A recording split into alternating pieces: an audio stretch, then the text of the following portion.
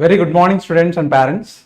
Welcome to the new session. As you know, we are going to start new batches from June 2nd onwards, and for the preparation of Neet 2025. And we are happy to introduce you all about the new program. Especially, we are going to start with some important concepts with our eminent and most experienced faculty members of this Chaitanya group, Vijayawada. And in this session, the faculty is going to explain you the important concepts. We are aware about what are the basic gaps between different aspects or concepts here. The faculty is going to discuss those aspects in a simpler manner along with some questions or some tips.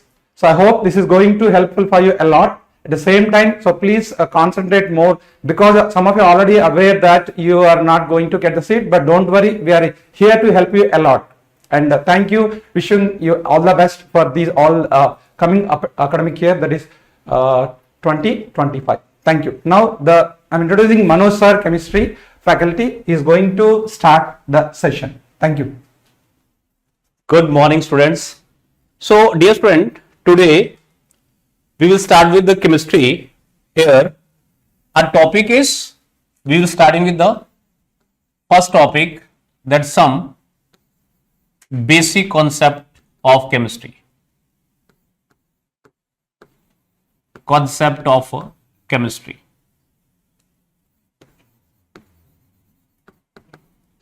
And communication from your side is required. So please respond in the text. So here we are starting with the atomic mass. Okay, and I think it is very common for you. Will you tell me what is the atomic mass of hydrogen? Here is, if I am asking, you generally says that 1U. 1U, it is exactly 1.0079 or approximately 08U. If we are talking about the atomic mass of helium, this is equal to 4U. If we are talking about the lithium, this is equal to 7U. For beryllium, or you must know these are the very basic thing, 9U. For boron, it is 10.8U. Now the question is that what this U is. This is atomic mass unit. This U we are writing here. What is this? This is atomic mass unit. So here we are starting for which one? That is atomic mass unit. What this atomic mass unit is? This is written as AMU. Or simply it is written as U only. So whenever we are writing U, this means that is atomic mass unit. Now the value of this atomic mass unit is, here this U is equal to, that is equal to 1.66 into 10 raised to power minus 24 grams. This is very important. You can write in this way, or either you can write this U is equal to 1 upon 6.022 into 10 raised to power 23 grams. These both are same. That is atomic mass unit. Now if we have written there, that is atomic mass of hydrogen.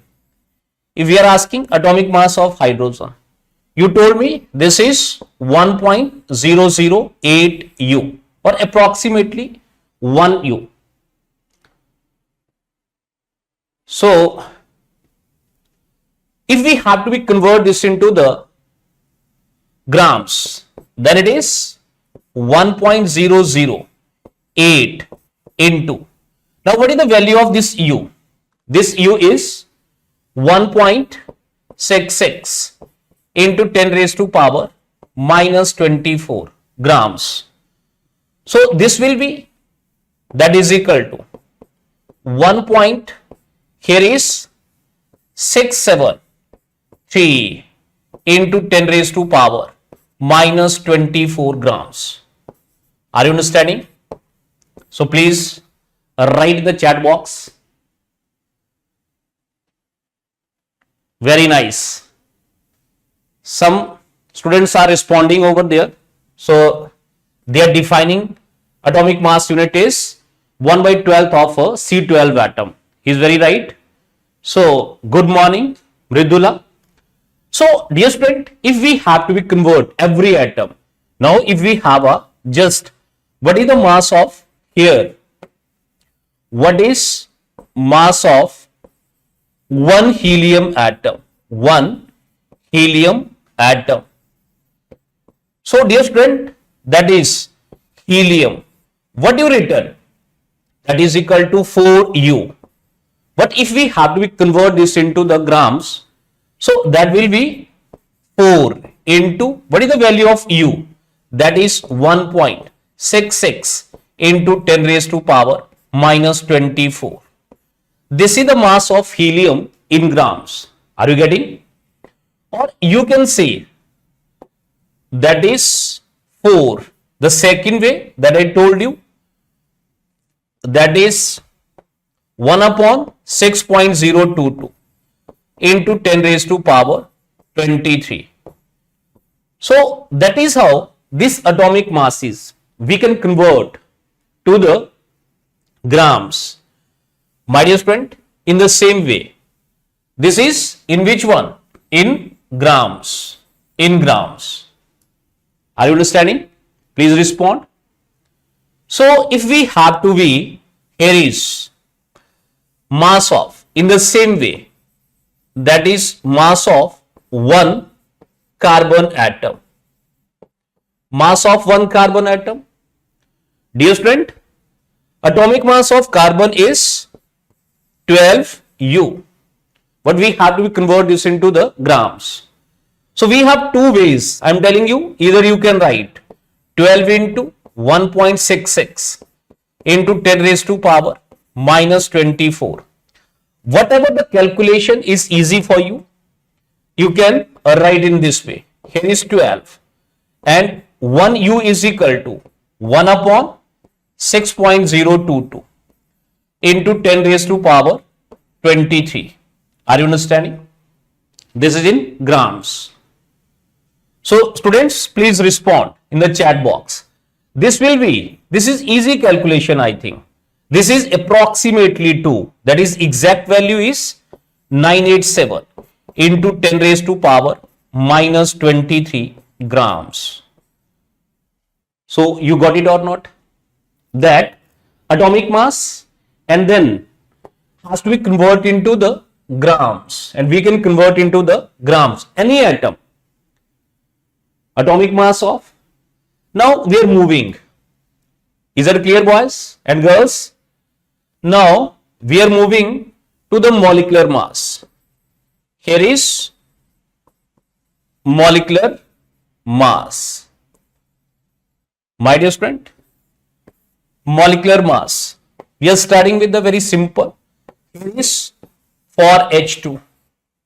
So this is equal to 1 into 2. Atomic mass is, that is equal to 2U. Is that clear? But if we have to convert this into the grams, that is equal to, here is 2 and here is, please tell me, 1.66 into 10 raised to power minus 24. Now this is the mass in grams. Are you understanding? Otherwise, just we have to be calculate into the atomic mass unit in AMU. For here is H2, or I am starting with methane. Here is CH4.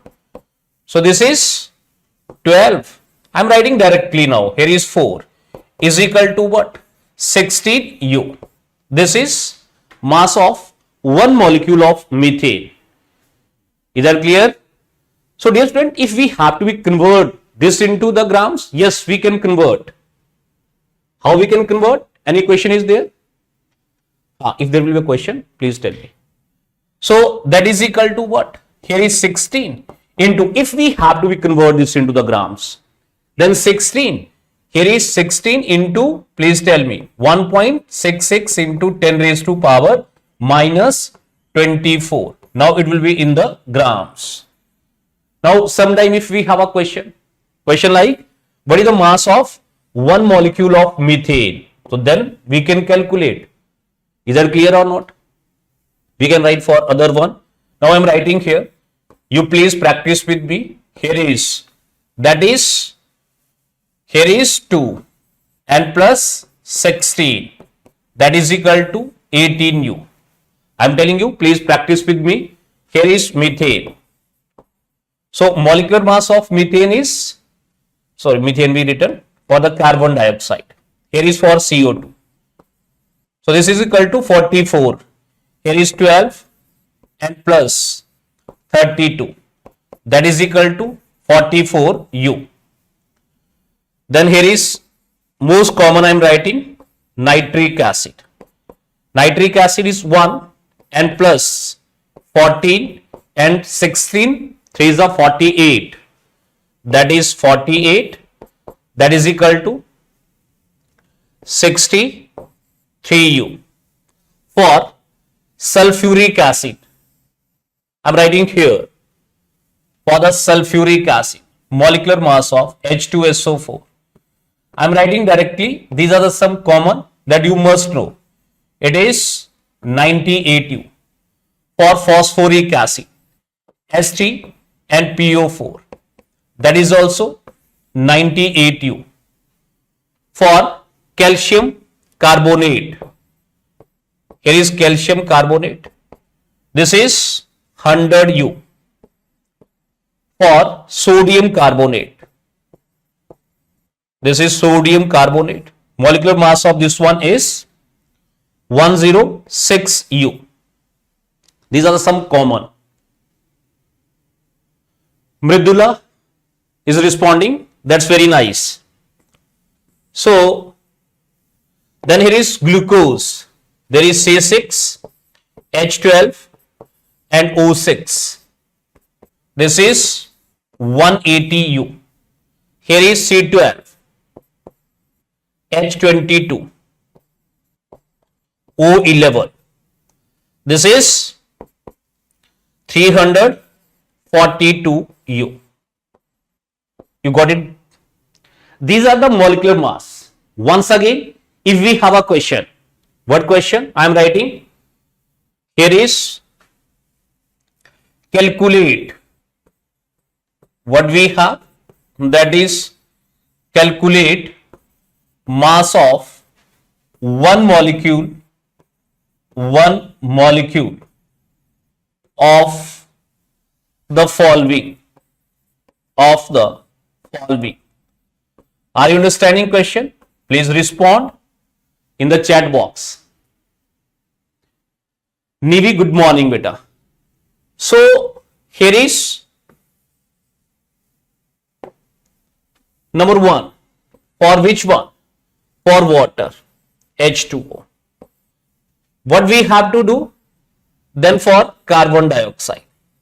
Then for sulfuric acid. Here is H2SO4. Then for glucose, 4th. That is C6H12, C6H12 and O6.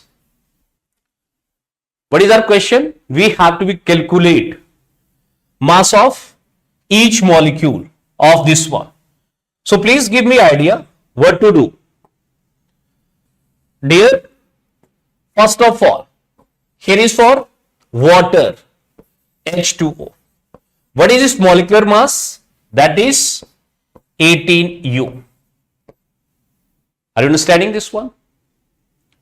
So dear friend, we have to convert, that is 18 into what? 1.66 into 10 raised to power minus 24. You can calculate in this way or second. What we have a option second? Please tell me. Here is 18 and this is 1 upon 6.022 into 10 raised to power 23. Is that clear? Please respond. So dear, I think this is a simple calculation here. Are you understanding? 2.9. 3 you can take approximately. I am writing 2.9 into 10 raised to power minus 23 grams. This is mass of one water molecule. So dear student, can you calculate for the carbon dioxide, for second, for CO2? Now I think it is easy. That is equal to 44 upon 6.022 into 10 raised to power 23. Is that clear? So please respond. Here is 7 point something into 10 raised to power minus 23 grams. So in this way, we can calculate. Dear student, please say yes or no. So that is what? That is atomic mass and molecular mass. So after that, now one is sometime there is average atomic mass. Now we will calculate about average atomic mass. Here is average atomic mass.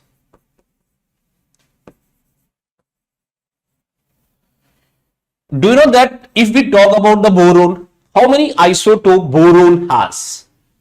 Boron has 2 isotopes. I am writing here. That is, if we are talking about boron, boron has how many isotopes? 2 isotopes. And these isotopes are, please write in the chat box, that is B10 and B11. I think you understand that one. With the sum of atom of boron has atomic mass of 10U and the sum of atom of the boron has atomic mass of 11U. Now the percentage of this one is it exists in the universe only 20% and this exists 80%. Their ratio is 1:4. Are you understanding? If we talk about their ratio of their existence is equal to 1:4. Okay. Anoya is responding. Very right. Now we have to find out average atomic mass. Average atomic mass of boron is, here is 10. What about its percentage? That is 20 and plus 11. What about its percentage? That is 80 divided by 100. Okay. For the simple calculation, you can take the ratio. That is 10 into 1 and plus 11 into 4 divided by 5. You got it or not? Basically, we taken out 20 common from here. So this will be 10 point. That average atomic mass of boron is, here is 10.8 U. This is average atomic mass. Is that clear, students? So next one. In the same manner, this chlorine has.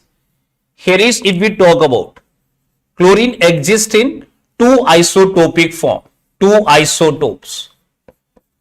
And these isotopes are, what are these isotopes? Here is Cl 35 and here is Cl 37. And their percentage is, this is, it exists 75%. Its existence is 75 and its existence is only 25. So dear student, if we talk about their ratio is 3:1. So then we have to find out its average atomic mass. If average atomic mass will be, please guide me, here is 35 into 75 and plus here is 37 into 25 divided by 100. Am I clear?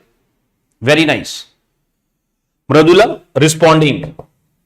So this can be written as, here is 35, here is 3 and plus 37 into 1 divided by 4, and this will be 35 point, here is 35.5 is the average atomic mass.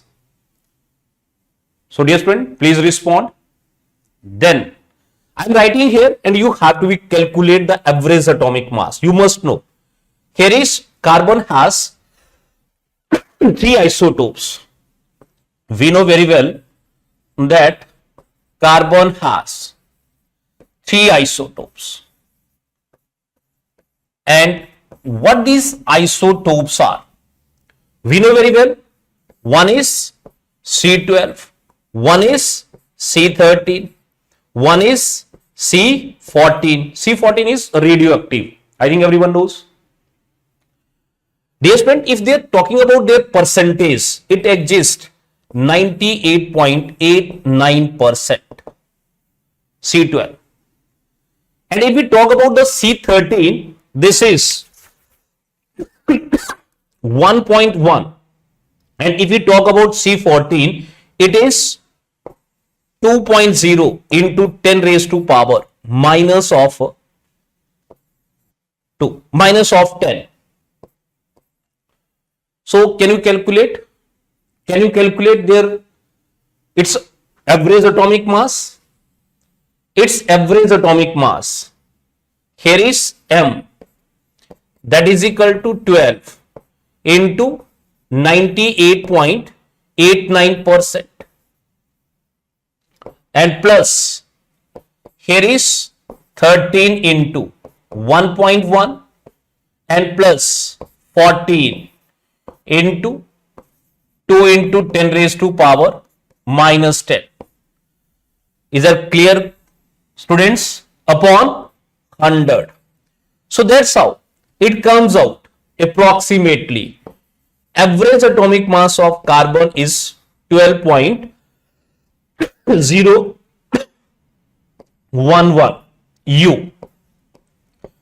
Generally we say that atomic mass of carbon is 12 U. So we are talking about the most stable isotope. Which one is the most stable isotope? If we talk about the carbon, this one is most stable. This is most stable. And what about this one? This one is radioactive. Is that clear? Then after that, we will talk about the one more point is there before going to the mole concept, that is formula mass. Where we use formula mass? Please write in the chat box. In case of ionic compound. Someone written? So here is, for example, in case of NaCl. So here we will not say its molecular mass. We will say it's a formula mass. It is calculated in the same way. Here is 23 and plus 35.5. It is 58.5 U. This is what? This is the formula mass of NaCl. Then here is calcium fluoride. Here is CaF2. Calcium fluoride. Calcium fluoride is also ionic compound. Calcium is 40 and 38. So this will be 78 U. Here is 78U. So if you have to write for the sodium sulfate, here is sodium sulfate. So you can write that is 23 2s are 46 and sulfate is 96U. You got it or not? Please respond. These are the yes, Ashwini, 78U. You written there. Very good. So these are the what we have discussed atomic mass. Please respond. 46 plus 96U. Very good. Mradula. So dear student, we discussed about the atomic mass, then about the molecular mass, and then what is the difference between the some difference between molecular mass and formula mass. Dear student, there is no difference. In case of covalent compound, we use, here is formula mass is for which one? For ionic compound. You got to know or not? Please tell me.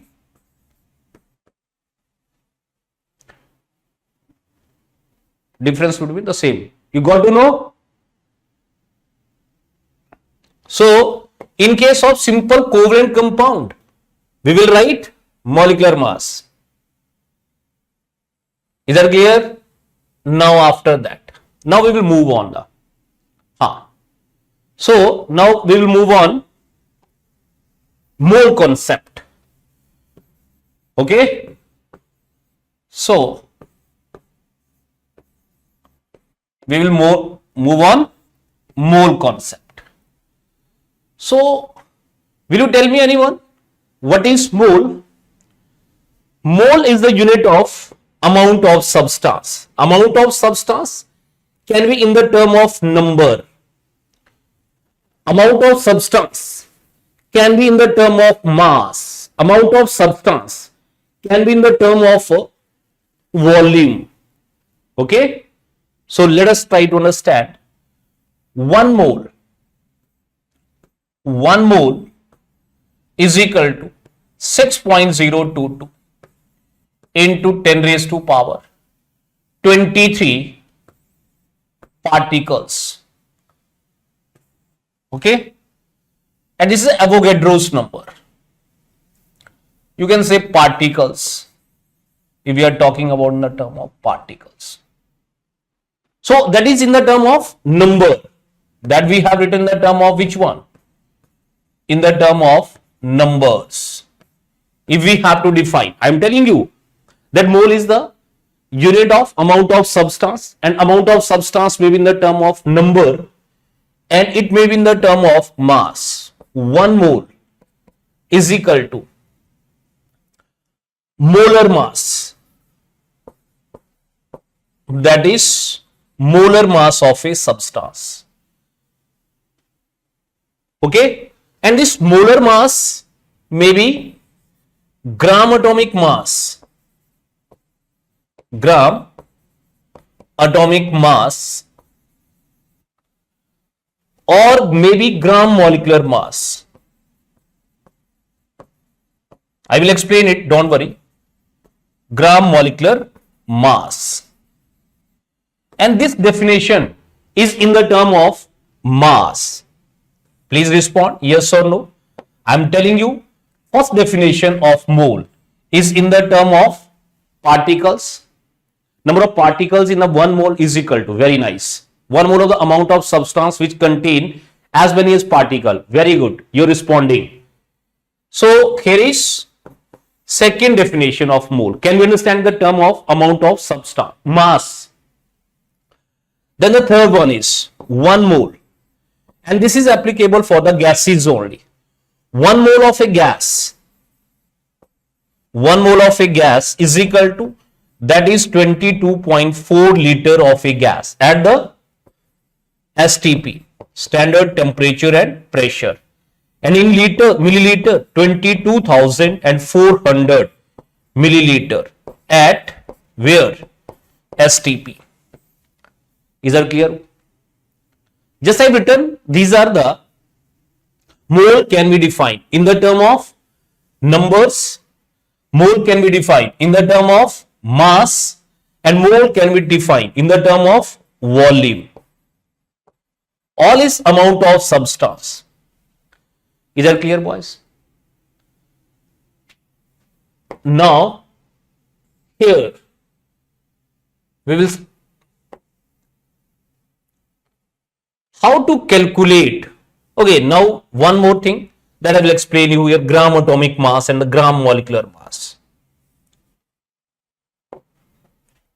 Once again, I am going on the atomic mass once again. What is the difference between the atomic mass?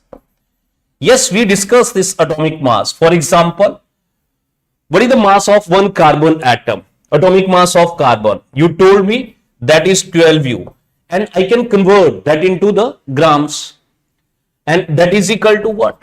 That is equal to 12 upon 6.022 into 10 raised to power 23.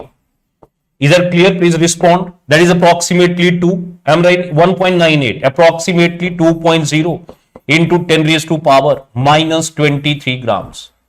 Dear student, please tell me what is this? This is mass of one carbon atom. Please respond. Now, dear, interesting point is that is mass of 6.022 into 10 raised to power 23 carbon atoms. I will wait for your response. I am telling you, this is mass of one carbon atom. This is mass of one carbon atom. Mass of one carbon atom is 2 into 10 raised to power minus 23 grams. And what about the, no one is responding. I am asking mass of 1 mole of carbon atom is equal to 12 gram. Dear student, this is gram atomic mass of carbon. That is gram atomic mass of carbon atom. This is also called 1 gram atom.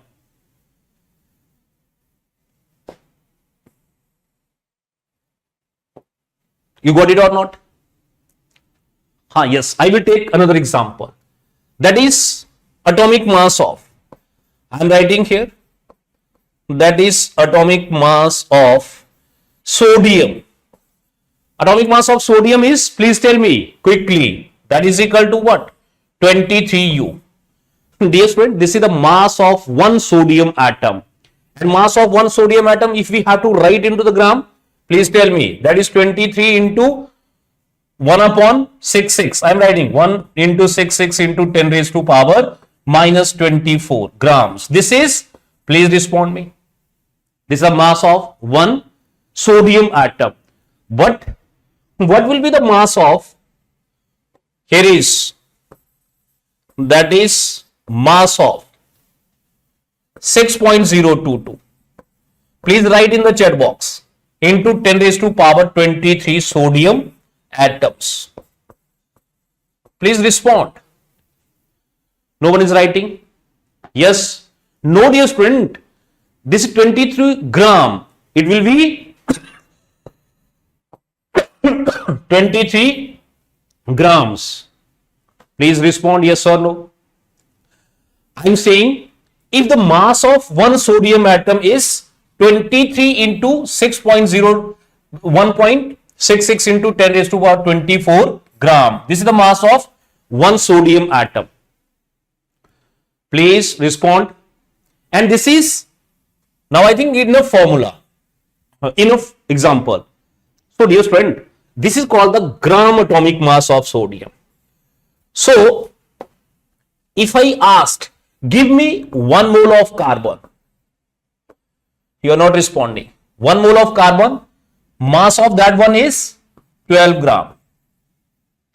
And here it contains 6.022 into 10 raised to power 23 carbon atoms. Please respond me yes or no. I'm asking you, give me 1 mole of sodium. Please give me 1 mole of sodium. 1 mole of sodium is equal to what? That is 23 gram. And it contains 6.022 into 10 raised to power 23 sodium atoms. Please tell me, example are enough? Give me 1 mole of calcium. That is 1 mole of calcium. How much calcium you will give me? No one is responding. Right. That is 40 gram. And this contains Na, Avogadro number of calcium atom. Am I clear or not? Please respond. So, dear student, now you came to know what is gram atomic mass. Gram atomic mass is the mass of 1 mole atoms of an element. So 1 mole, I am writing here simply 1 mole in the term of mass is equal to what? Gram atomic mass of an element. Is that clear? Now second one is gram molecular mass. Gram molecular mass. Now please respond. If we talk about the molecular mass, I will ask, you will write. That is molecular mass of water. Alright, please. Molecular mass of water is equal to 18 U. This means this is mass of one water molecule. My dear friend, please respond. Is that clear or not? Dear student, if I ask in the another way, that is mass of 6.022 into 10 raised to power 23 water molecules. So that is equal to 18 gram.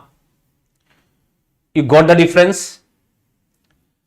Dear student, if you are talking about the mass of one molecule of water, then it is 18 U.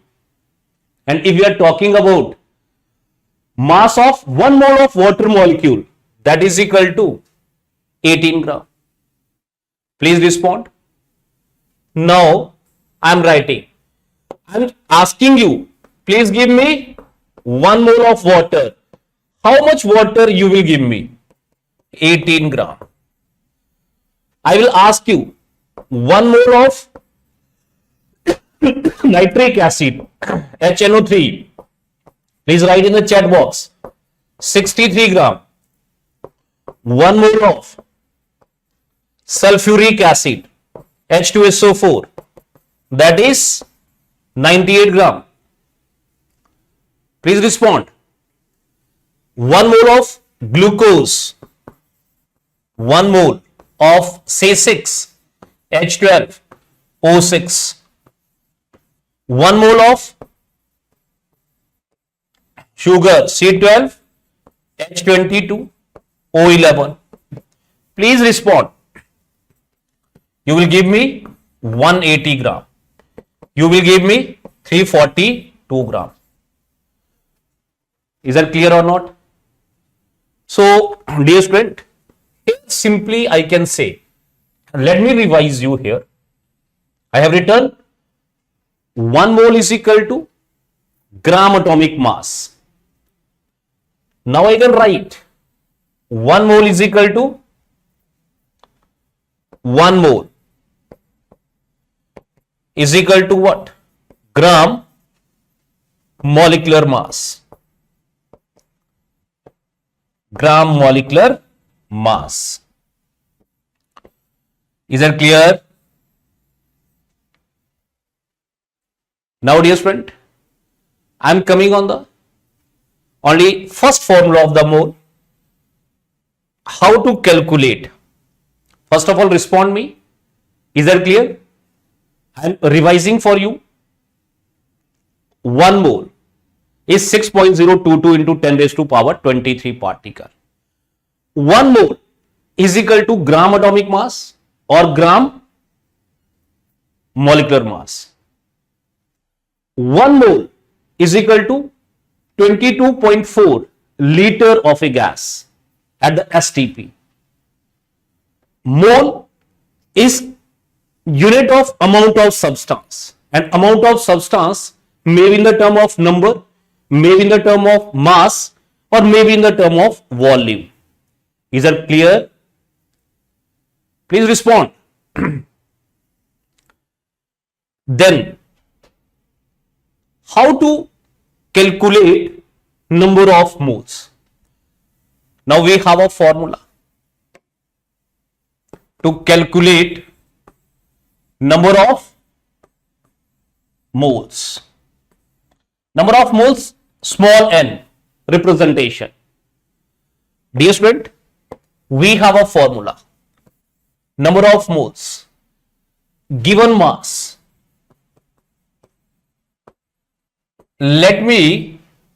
This mass will be given you in the grams. Let me clarify you. In order to have the moles, mass has to divide with the molar mass.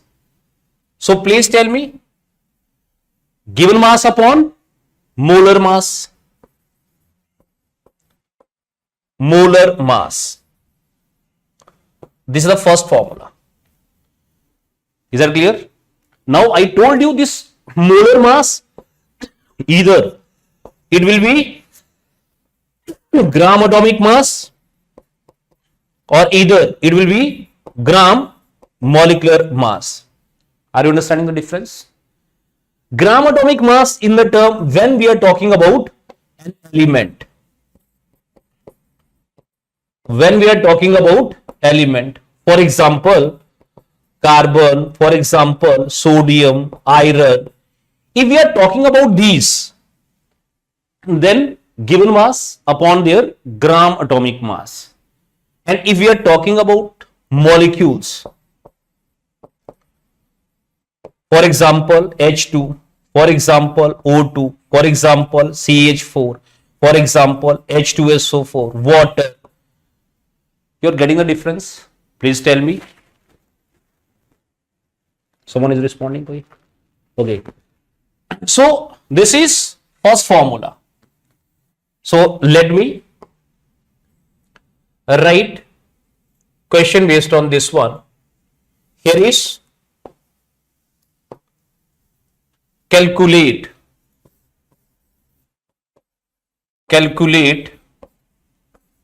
number of moles in the following. And my dear student, please, it's a practice for you. So you take a copy and solve. Definitely I will solve with you. Here is 2.4 kilogram of carbon. Then here is 4.6. This is milligram of sodium.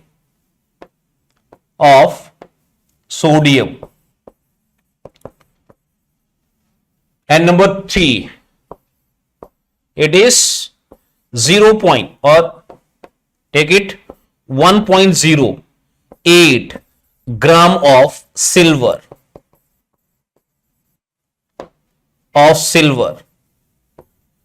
Number 4, 1.8 kilogram of water. Number 5, 8.8 milligram of CO2. Number 6, here is 9.8 gram of sulfuric acid. My dear student,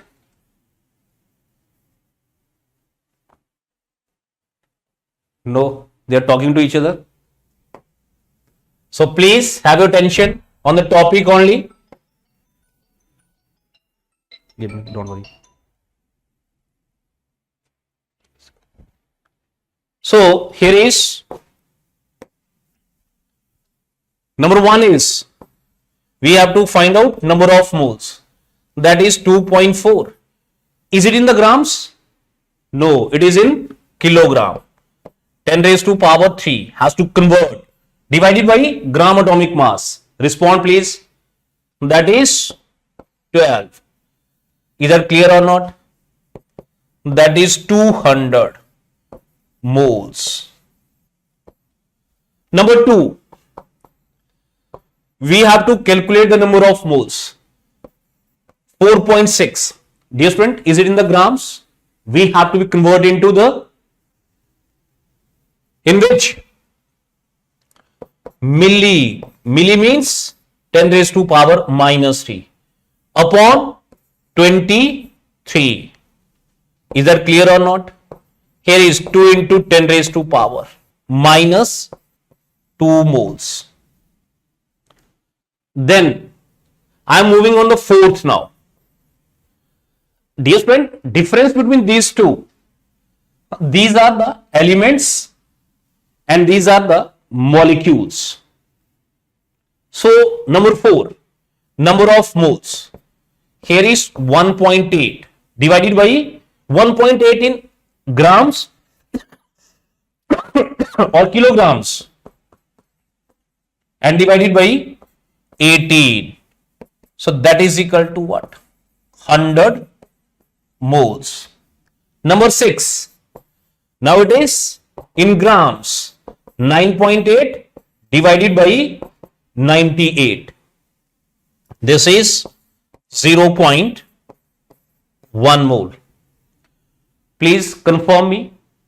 Very first formula of number of moles. Number of moles is equal to gram atomic mass of an element. Dear, I didn't forget the silver, but that is a practice for you. In this way, you will say, I forgot the 5. Here is 3. Number of moles. 1.08 upon, this is in the grams, upon what? That is 0.01 mole. Means if I am writing 10 question, then out of 10 question, at least you practice for, I will solve some of the question and rest you solve yourself. Is that clear? Okay. I was writing the conclusion over here, that is, I told you about the element. Here is for, if a substance is an element, in this case, we will say that 1 mole is equal to gram atomic mass. And my dear student, this is also known as gram atom. So, you got it, that this one or not? I am telling you, in case of element, if you are writing 1 mole or 1 gram atom, same thing. And here, in case of molecules, in case of molecular substance, this 1 mole is equal to what? Gram molecular mass. And this is called gram molecule. I am telling you and repeating this one. This is very important. Means in the, if the substance is an element, if we are talking about 1 mole or 1 gram atom, this is the same. And in case of the molecular substances, if we are saying, students are talking to each other. If I am saying, if this molecular substance, then 1 mole and the gram molecule, they are the,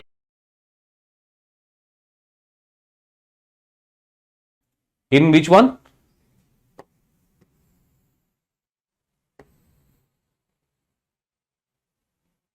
Yes, you're right, correct. This is a negative, so it will be 10 raised to power minus 4. Is that clear? So dear student, I was concluding over here. Okay, I have taken little bit extra time. So if it is element, we are talking about the mole, that is the gram atom. If it is molecule, if we are talking about mole, it is gram molecule. So thank you very much everyone. Okay. Now is the time for the physics class. Okay, thank you very much.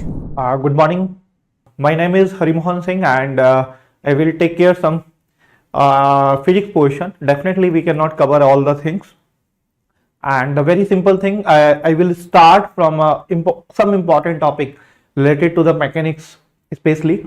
And the important topic I am starting friction, because the friction is one of the important, and from laws of motion it is a part, and in that part you will learn how the friction is applied in different questions and the concept of the friction. And one of the finest thing about this concept is that there are very misconception in the students. They are having in their mind they are how we can apply those things, how we cannot apply this friction where, and friction is good for motion or not, it is bad for motion or not. We have to understand those things. Okay, so very important part of friction is that how it can be applied in different places. So we have to understand those things. So try to learn the concept first. So I am starting from basic concept you can learn. Suppose there is one box is placed. Okay, some box is placed on a horizontal surface and I want to move it from one place to another place. In that part I want to learn it will move or not. If this surface is the normal surface we are having in our daily life, in that surface you will learn the box will require some force, then only it will move from one place to another place. Without that it is not possible to move from one place to another place. That is a very simple thing. Suppose I want to move also, so I have to put some force on the ground, then only I can move. If I will not move, put any force, it is not possible to move from one place to another place. So important part is that we have to need one force. Why it is needed? So for that I will start from very scratch thing, very simple thing. You will learn from it. So there the one statement was the Galileo's statement. Galileo says something. Before that there the one person is not known as that Aristotle. I am starting from very history. You will learn how the motion is defined and how they are relating, the forces are required or not. The very important part is the Aristotle. He said very simple statement, if any body want to move from one place to another place, that requires some force. Without that force it cannot move from one place to another place. So there's one question is asked, how the arrows are moved from one place to another place. He gave a very simple idea, you will understand. He said, suppose there's one arrow is there, I'm just changing the color, just wait. And suppose this arrow is there. If I say this arrow, so he said when arrow is moving in the air, so what happened, the air is coming from the front and this air is just pushing this arrow to move in the forward direction. That is the happened. That said by the Aristotle. This is the Aristotle's theory. But this theory, you will understand that this theory is not correct. So this is we call Aristotle's fallacy. Okay. But from this point of view, we understand one basic thing, because normal people also, the layman people also know the basic about any motion requires some forces. Even suppose when it start to move, it also requires some force, otherwise it will not move. If bicycle moving with the even constant velocity, it requires some force, otherwise it cannot move. So to understand that thing, the Galileo and Newton does a lot of work, and especially the Newton. And Newton said about it that there is a friction force is there. If friction force is neglected or we can remove it, then no force is required for uniform motion. That means there is one important concept comes into picture. What is the friction force? So when we are talking about the friction force, In that part, we have to understand what is the meaning of friction force. What is the meaning of friction force? So friction force is nothing else but one reaction force. When body is in contact and there are two surfaces are there and they want to move against each other, they want to move relative to each other. In that case, what will happen? There will be friction force will act. The friction force will act in that case only. So what is the meaning of friction force? We have to understand. It is only in solid, or it is only in liquid, or it is in both cases, or in some gases also it is act or not. So to understand the basic scratch, what I said, whenever the two surfaces want to move or moving with each other, in that case, what is happening? There the friction force is acting. Suppose maybe solid. Suppose one trunk is placed, or suppose this part is placed here, there's a solid is there and placed on our hand. It want to move in a horizontal surface or in inclined plane also. It doesn't matter. So in that case, there the friction force is acting because there are two surfaces. One surface and my hand is having the second surface. There are two surfaces. There the friction force is act. Second thing, if I say the water is flowing or any liquid is flowing, in that liquid also the liquid actually flow in the form of the layers. There is also a friction force is acting. That friction force we call a viscous force, but that is also a friction force. Come to the next part. If the one car is moving from one place to another place, when we see its wheel, the wheel is rotating. Okay, that is we call actually rolling. What is the meaning of rolling? It is actually moving in a forward direction, also in rotating also. We call rotation plus translation, that is the rolling. So the rolling is happening. In that case also there is a friction force. And we define that friction force is very special name, that is a rolling friction.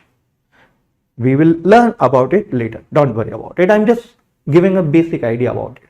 Now come to the second case. When we are saying if a body is moving in the air, in that case also you will see what is happening.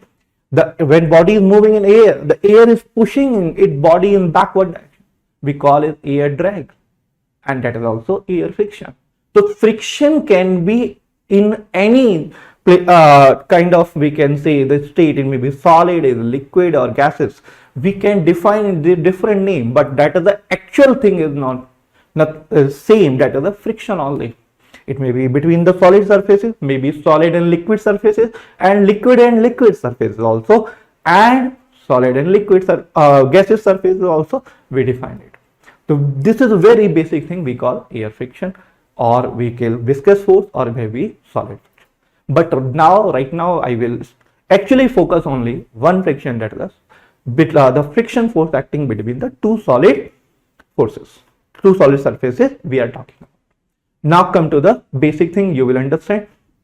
When we are talking about the two bodies, suppose the one block is moving. I'm repeating again the same example. Block is moving in on my hand. Then what kind of friction force is acting? So for that we have to understand basic concept. What is the meaning of friction? So friction force is a reaction force, or we call actually contact force. I'm giving basic theory related to the friction. So try to learn first. Then we will apply in the different kind of question. Definitely I will show you many questions. Try to focus on the class and try to take some pen and copy and try to solve along with me. Okay, now come to the board, you will understand. Okay,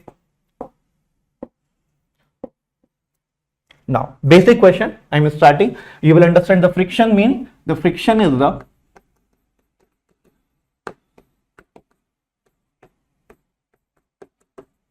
contact force,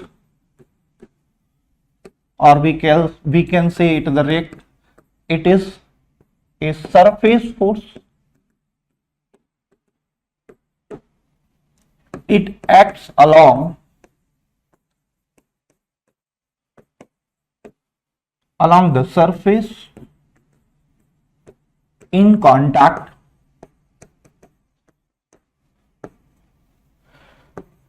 its nature is electromagnetic.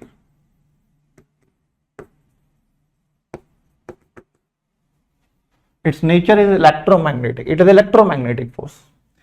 Next, it is the component of, it is the parallel component of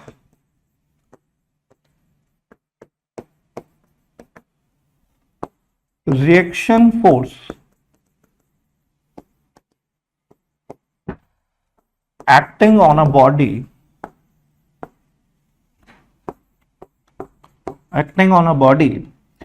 parallel to the acting on a body moving or in impending motion. Impending motion. What is the meaning of impending motion or moving? What is the meaning of it? I will explain. Don't worry. Just try to focus first what I'm giving to you. This is the friction force I'm talking about. And what is the meaning of it? Is a parallel component of the reaction force. We have to understand those things first. So basic thing I have given to you is the friction. Now try to understand what is the meaning of this. When we are talking about, suppose there's a one body is placed here and this mass is m, and this body want to move from one place to another place. Suppose having some velocity, it is having some velocity, it is moving from one place to another place. In that case, what will happen there? In this body will experience some forces. What are the forces it will experience? This is the mg, there would be mg, there would be one normal also, and because this is moving in forward direction, there is a relative motion, I told you. So whenever there the motion is there, so it will oppose. Okay, so there will oppose. That means this friction force opposes the relative motion. It opposes the impending motion or relative motion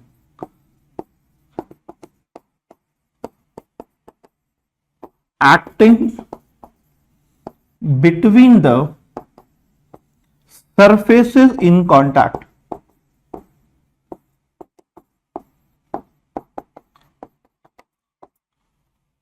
I think you can see this part, surfaces in contact. This is a very basic thing. What is the meaning?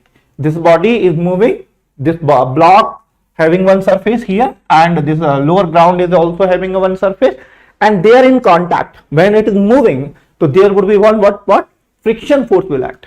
Where the friction force? It will oppose the relative motion. Motion in forward direction. That means it has to be opposed. When it has to be opposed, that means friction force in forward direction or backward direction. Please tell me. Forward or backward? Please answer it. The friction force will act on the block in forward direction or backward direction. Please answer it. I am waiting for your answer.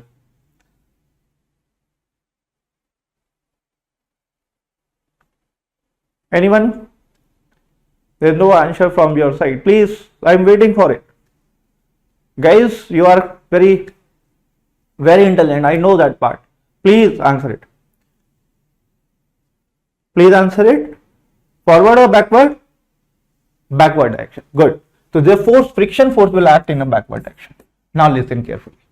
Now see clearly, you will understand very important concept from it. What is that? Friction force in backward, normal force is perpendicular to the surface. There are two forces. They are perpendicular to it. Listen carefully, you will understand. There the one normal force is there, one friction force is there. Both are perpendicular. Normal force is contact force, friction force is contact force. Normal force is surface force, friction force is surface force. Normal force is electromagnetic force, friction force also electromagnetic. They are coincidence or they are actually component of one single force. They are component of a single force. They are component. There is a perpendicular component. There is a parallel component along the surface. There are two components. One is the actually perpendicular to the surface. Second is the parallel to the surface. There are two components. This perpendicular component is known as normal force, and this parallel component is known as friction force. And they are component of one single force that is known as reaction force. That's why I have written it is a parallel component. That means it is a component of a single force. I am just putting some different color. You will see from here. That means this is single force is there, and this single force is known as reaction force. That means reaction force is nothing else. It is the vector sum of normal force plus friction. It's important.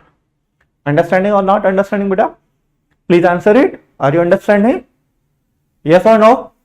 Please answer. I'm waiting for your answer. You will answer it, then I will move forward. Please say, please type yes sir, no sir, something, so that I can understand.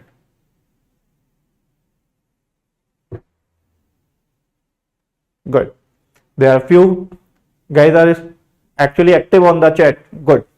So it is the reaction force is the normal plus friction. That is the vector sum we can say, and friction force is the parallel component and normal is the perpendicular component. Good. Now come to this part. When we say the friction force, I want to write only the magnitude. What is the meaning of this magnitude? You can say under root of normal square plus friction square. This is the reaction force. Be clearly, I am telling a very important concept here. Even though some authors books, the Indian authors written the physics book, they have done a blunder here.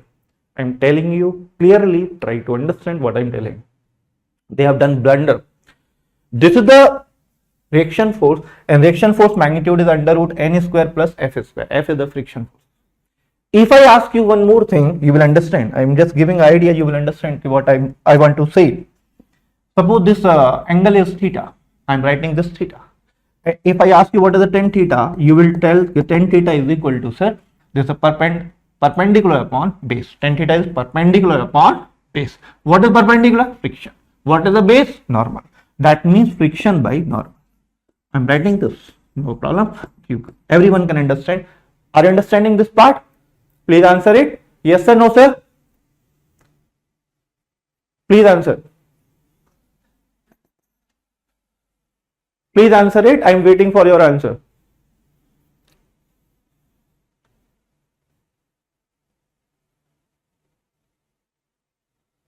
Please.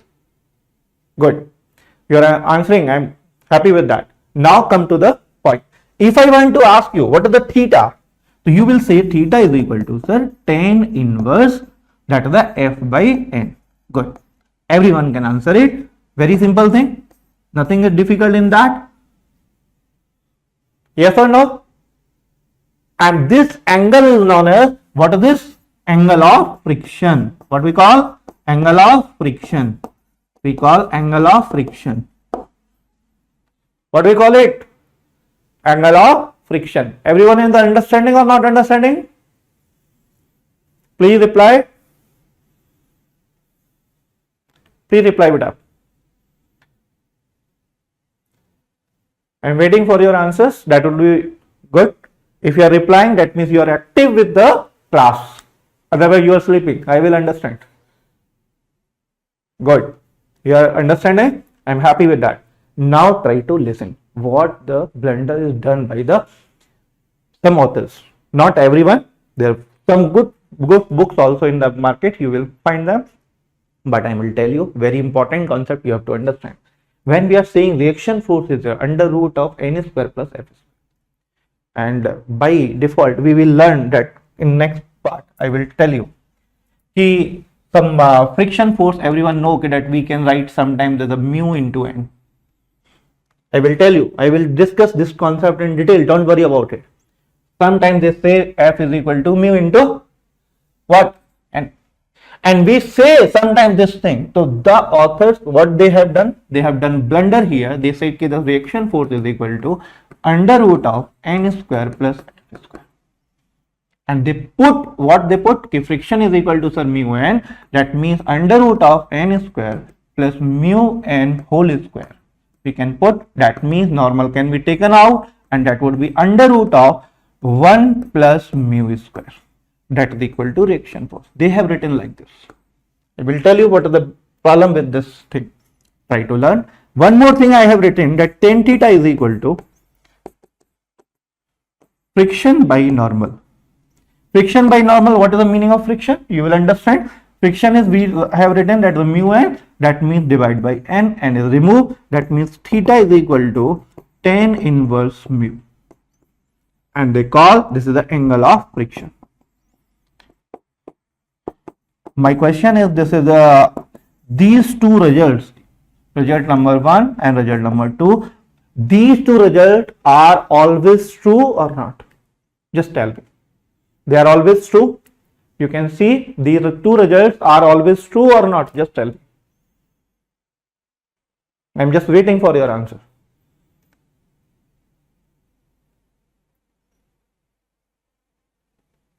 Please reply. I'm waiting for your answer. Always true or not? If you don't know, you can say we don't know.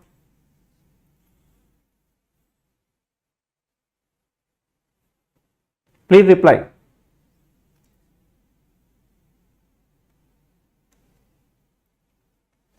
Yes sir, no sir, please say something. I am waiting for your answers, definitely.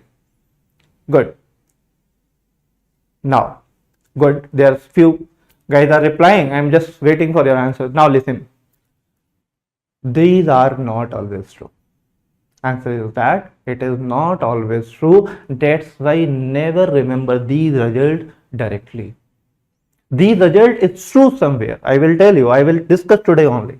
But these results are not always true. There's some problem with that result. You will understand. So just focus with me and try to learn with me. You will understand what is the meaning of friction. Understanding? This is the very basic thing. Now, try to understand. I told you the friction. When we are saying that one block is placed on this surface, I am putting a very little force. It is moving or not moving. Before moving that part, I will give you one very simple story. Always I give that story in my class. You will enjoy, I think. And don't take this story in the negative direction. My intention is just to give a basic idea related to the physics. Okay, and it is not somewhere anywhere related to the physics actually. This is just normal story, whatever we are seeing in our daily life. Suppose you and your friends are doing some party, having some pizza and some cold drink and everything, and you are enjoying there. Okay, and what happened? Now your sister just calls you, or your brother. If you are a girl, then your brother or sister, they are calling. Okay, your younger sister or younger brother is calling you when you are enjoying the party. Then what will happen? You will entertain him or her? No, you will say just put the call. I'm not listening you. I'm enjoying the party with my friend. Now call to the mother or father if you have any need. Okay, you will not entertain them. Put the call. That means the phone call is not giving you much effect on you, much force on you. Understanding? Just listening what I'm telling. Now come to the second part. When we are talking about one more concept. Now your mother is calling you. Where are you? When you will come? Then what will you say? Mom, I will come. Just wait for few times. I'm doing party very rarely. I go to with my friends. I very rarely I come.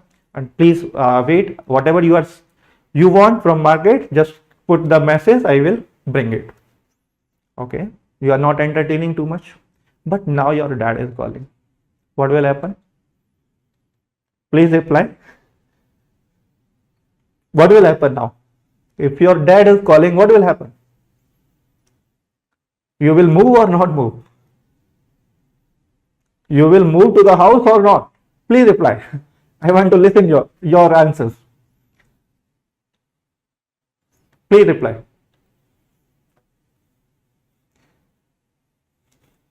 Yes, definitely. We will leave the party, we will run. Good. Definitely. And our answer is, I am in the parking only.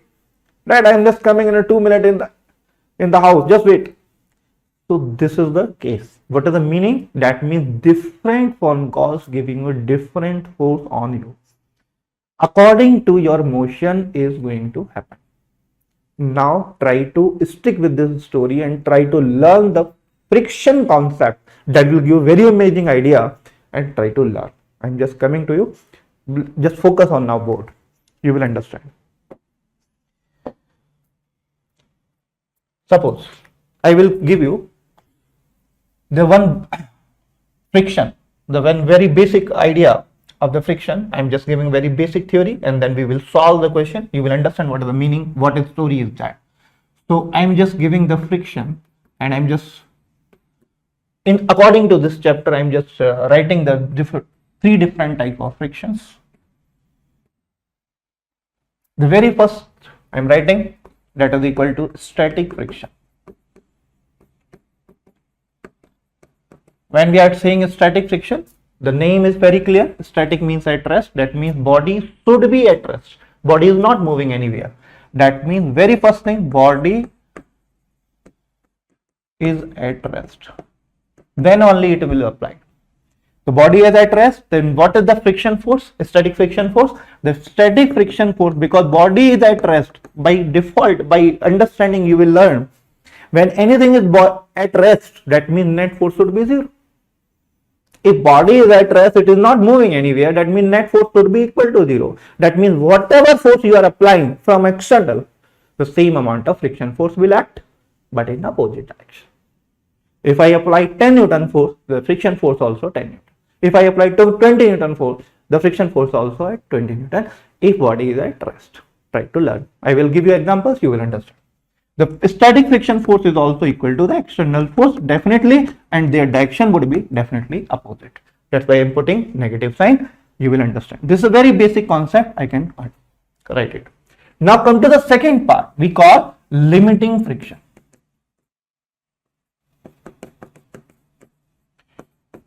Actually, limiting friction is not a new type of friction. It is a static friction only. It is a maximum value of a static friction. It is a maximum value. It is a maximum value of static friction. If it is a maximum value, from this you can very clearly you can say that means body still is at rest. Still is at rest. That means body is still at rest, but just to move. Just to move. That means this body just to move. If we say just to move, what is the meaning of this? This is known as impending motion. We have written this word earlier now. Now I am explaining what is the meaning of impending motion. That means motion which is about to happen, but it is not actually occurring. Understanding? Suppose there is one block is there and I am just pushing it, but this block is not moving. That means it is having a tendency to move in forward direction, but it is not moving. Okay, that is the impending. It has a tendency in a move. Okay, so this is impending motion. I am just saying. So in that case, this body is still rest. That means actually limiting friction. If I say it is equal to static friction maximum value, and this is equal to the mu into S into L. Understanding what is the meaning of mu into S into L? What is mu? Mu S is nothing else. I will define everything. Don't worry about it. Mu S is the coefficient of static friction.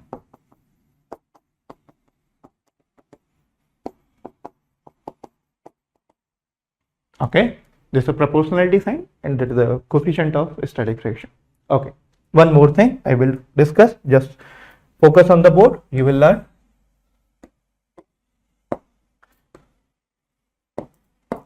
Now, the third type of friction we call kinetic friction.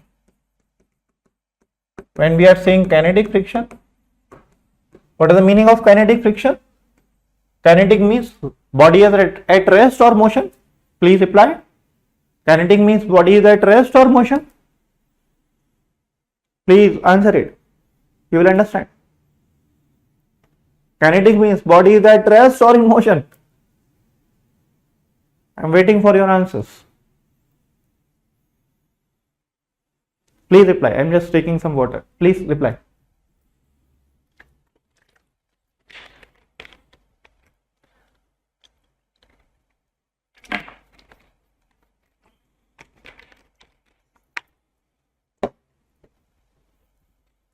Yes. Please. It is motion. Good. It's a motion. That means body is in motion. Body is in motion. Okay. Second thing, what is the kinetic friction? We say kinetic friction is equal to mu k into n. What is this mu k? Mu k is nothing as coefficient of kinetic friction. Kinetic friction. Now I will discuss the few things you will understand. Try to focus. There are lot of things, lot of information, whatever required in this chapter, everything is given in this board. This is the important thing. So I cannot accumulate in the same time all the things. So I will start basic one by one. So try to focus and try to learn along with me. Don't run away. Okay, try to focus. Now I am adding one page. We will see some examples. You will understand. So don't try to what is the meaning of this. What is the meaning of every term? I will explain one by one, step by step. Try to understand. Take one example. So very first example you will see. Suppose there is a block of 10 kg and this is mu is equal to 0.2 is given to you. Coefficient of friction is given to you 0.2. My question is, what is the friction force acting on this block? It's a very basic question. I'm asking, what is the friction force acting on this block?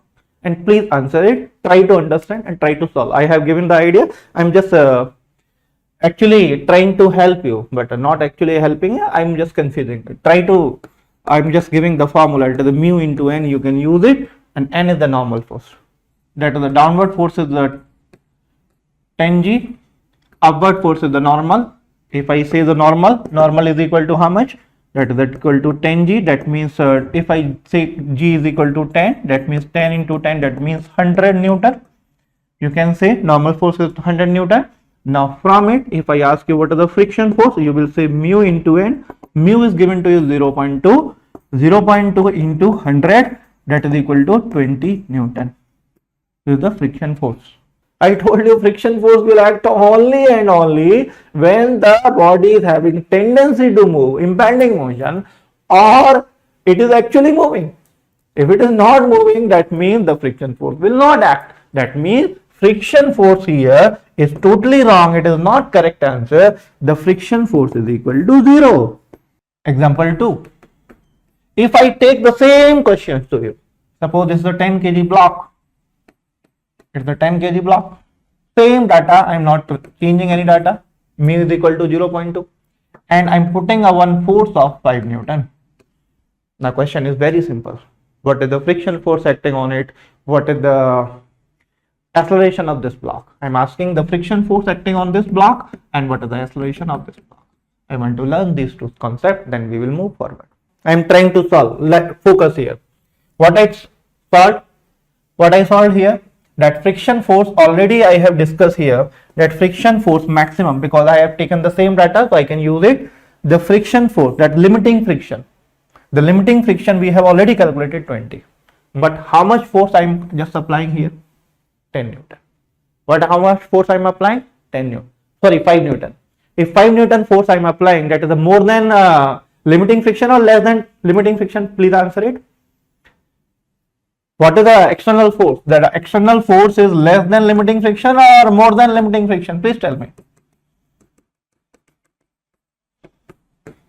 This external force is less than limiting friction. If less than limiting friction, that means it will not move. It can move only when the force is applied is more than limiting friction. Otherwise, it will not move. That means this is call from your younger brother or younger sister. She is calling you or he is calling you. That means it will not move. You are enjoying your party. This block will enjoy its party with this ground floor. It is not moving anywhere. That means what will happen? It will move or not move? The answer is not move. It is at rest. If it is at rest, that means acceleration is equal to 0. If acceleration is equal to 0, that means what is the friction force acting here? The friction force would be equal to the external force in magnitude. If you want to write in the direction also, so you will put negative sign. That means friction force is equal to external force, that is equal to 5 Newton. That means the friction force acting on this block would be in backward direction, that is also 5. I'm repeating, some other people can also understand. One more time, don't worry. I'm telling you what is the limiting friction is acting here. So limiting friction in the previous question already, because the data is same 10 kg block and mu is equal to 0.2. I'm taking same data, mu equal to 0.2 and 10 kg block. That means the limiting friction we already know that is equal to mu into n, and that is a 20 Newton. So I can directly write here that limiting friction is 20 Newton. No need to calculate again. We have done in the previous question already. That means limiting friction is a 20 Newton, but external force applied is only 5 Newton. That means it will move after 20 Newton, but I am applying only 5. That means this block will not move. If it will not move, that means this block should be at rest. If this block is at rest, that means acceleration is equal to 0. Acceleration is equal to 0, that means net force should be 0. So whatever the external force, the same amount of friction force will act in opposite direction. I am taking the same data, I am not changing anything. The mu again 0.2, the block is again 10 kg, nothing is changed. I am just changing the one thing only, that the 18 Newton force is applied. Please answer it. What is the friction force acting here and what is the acceleration? Now I have full confidence everyone can answer in the class. Now we can solve one more question. Everyone will answer it. Definitely I have full confidence on you. Everyone can answer. Friction force is equal to 18 Newton only, because it is less than limiting friction, and acceleration is equal to 0. Very simple. Everyone knows this. Now try to understand and try to focus on the next question. You will understand. Example 4 I am giving to you. Same data I am taking, no change. Try to learn the concept, you can solve. Now I am applying the 25 Newton force. This is 25 Newton force, and now we have to solve this. What is the acceleration and what is the friction force acting here? What is the friction force? What is the acceleration of the block? We have to understand, then we can move forward. Now come to this question. Definitely it's a very simple. Now you can solve, everyone can solve this question. Now we know the friction force will act in a backward direction. Friction force we have already calculated. The limiting friction is equal to only 20 Newton, and we are applying more than. That means this is the father's call. Now we have to run to leave the party. There is no other option, we have to run. Now this is the limiting friction 20 only, and the applied force is 25. We have to move now. That means 25 force is the external force we call driving force. That means this block is having driving force of 25. And what is the stopping force? Backward force. Stopping force is how much? 20 Newton. So 25 minus 20. Who is going to move? 10 kg block is going to move with the acceleration of some A. This is a very basic equation I am writing. This equation is nothing else. F equal to ma. We are writing. That means F net and M net. We are talking. This is the general equation we are using. So from here we can find the value. F net is how much? 25 minus 20. And what is net mass? That is the 10 kg with the acceleration A we have to find. That means 5 is equal to 10 into A. That means A is equal to 5 by 10. That means 0.5 meter per second square. Now please answer it. You understood or not understood, beta? The same block, I am not changing anything. You will understand and try to learn. 10 kg block, mu is equal to 0.2, and it is moving with the 4 meter per second. Listen carefully. Next example, again a very basic concept. You have to understand. You will answer this question. What is this given to you? That is equal to 10 kg block. Mu is again given to you 0.2. It is moving with the initial velocity of 4 meter per second. Initial velocity. Listen carefully question. Initial velocity of 4 meter per second. Now question start. What is the friction force acting? What is the friction force acting here? What is the acceleration is here? Okay. And first these two questions I am giving. Then we will add some more questions. You will understand. We have to find this question. Okay. I am repeating. Teja AD, please reply which question? The fourth question you want to Discuss again. I'm just repeating this fourth question. The limiting friction here is the 20, but we have applied 25. Okay, 25 we have applied. In that part, what will happen? 25 Newton we are applying, that is the more than limiting friction. That means external force is more than limiting friction. That means this block will move, or this body will move. That means kinetic friction equal, this should be equal to the kinetic friction, because mu is only one is given to you. That means limiting friction and kinetic friction both are equal. That means we can say 20 Newton. The forward force is 25, backward force is 20. That means the driving force is 25. It will move in forward direction with 25 minus 20. That means net force is 25 minus 20. This is net force acting on the body, and the mass is 10 kg with the acceleration a. Then you can answer it that acceleration is equal to 0.5. Now come to this question, you will understand. But don't make a mistake. Here the velocity is given. I am telling you, this is velocity. Velocity is given. That means this is already, this body is in motion. If body is already in motion, that means what will happen? Body is already in motion. What is the meaning of that? What is the meaning of that? That means kinetic friction will act. If kinetic friction will act, we already know that is equal to how much? F is equal to mu into n. And mu already we know that is 0.2. What is the n? N is equal to m into g. That means 10 into 10. That means we can apply, and directly that we can say that is equal to 20 Newton. We have done already calculation in previous question also. That is simple. That is the 20 Newton. That means friction force acting on this block is 20 Newton. Understanding or not understanding, beta? And what is the acceleration will act? We have to find. So F equal to m into a we are applying. That means 20 is equal to 10 into a. That means a is equal to 2 meter per second square. But with direction of this acceleration, we have to learn that. So what we can say, the friction force is acting backward direction. That means this acceleration is also in backward direction. That means this is actually retardation. It is actually retardation. Now we are applying this concept in some more questions. The 2 times this question came in the PYQ, you can find a Neet. I will tell you, you will understand. Beta, I told you, Shravya, the friction force is opposing the relative motion. If motion in a forward direction, it will oppose in which direction? Forward or backward? Definitely backward direction. That's why the friction force is opposite to the velocity. Friction force is opposite to the velocity. I will give you some more question, you will understand. Don't worry about it. Understanding? Now try to come to the next question. I am just focusing on this question. I will give you some data related to this also. You will understand. This acceleration is given to you now. Now friction force you know. Acceleration you already know.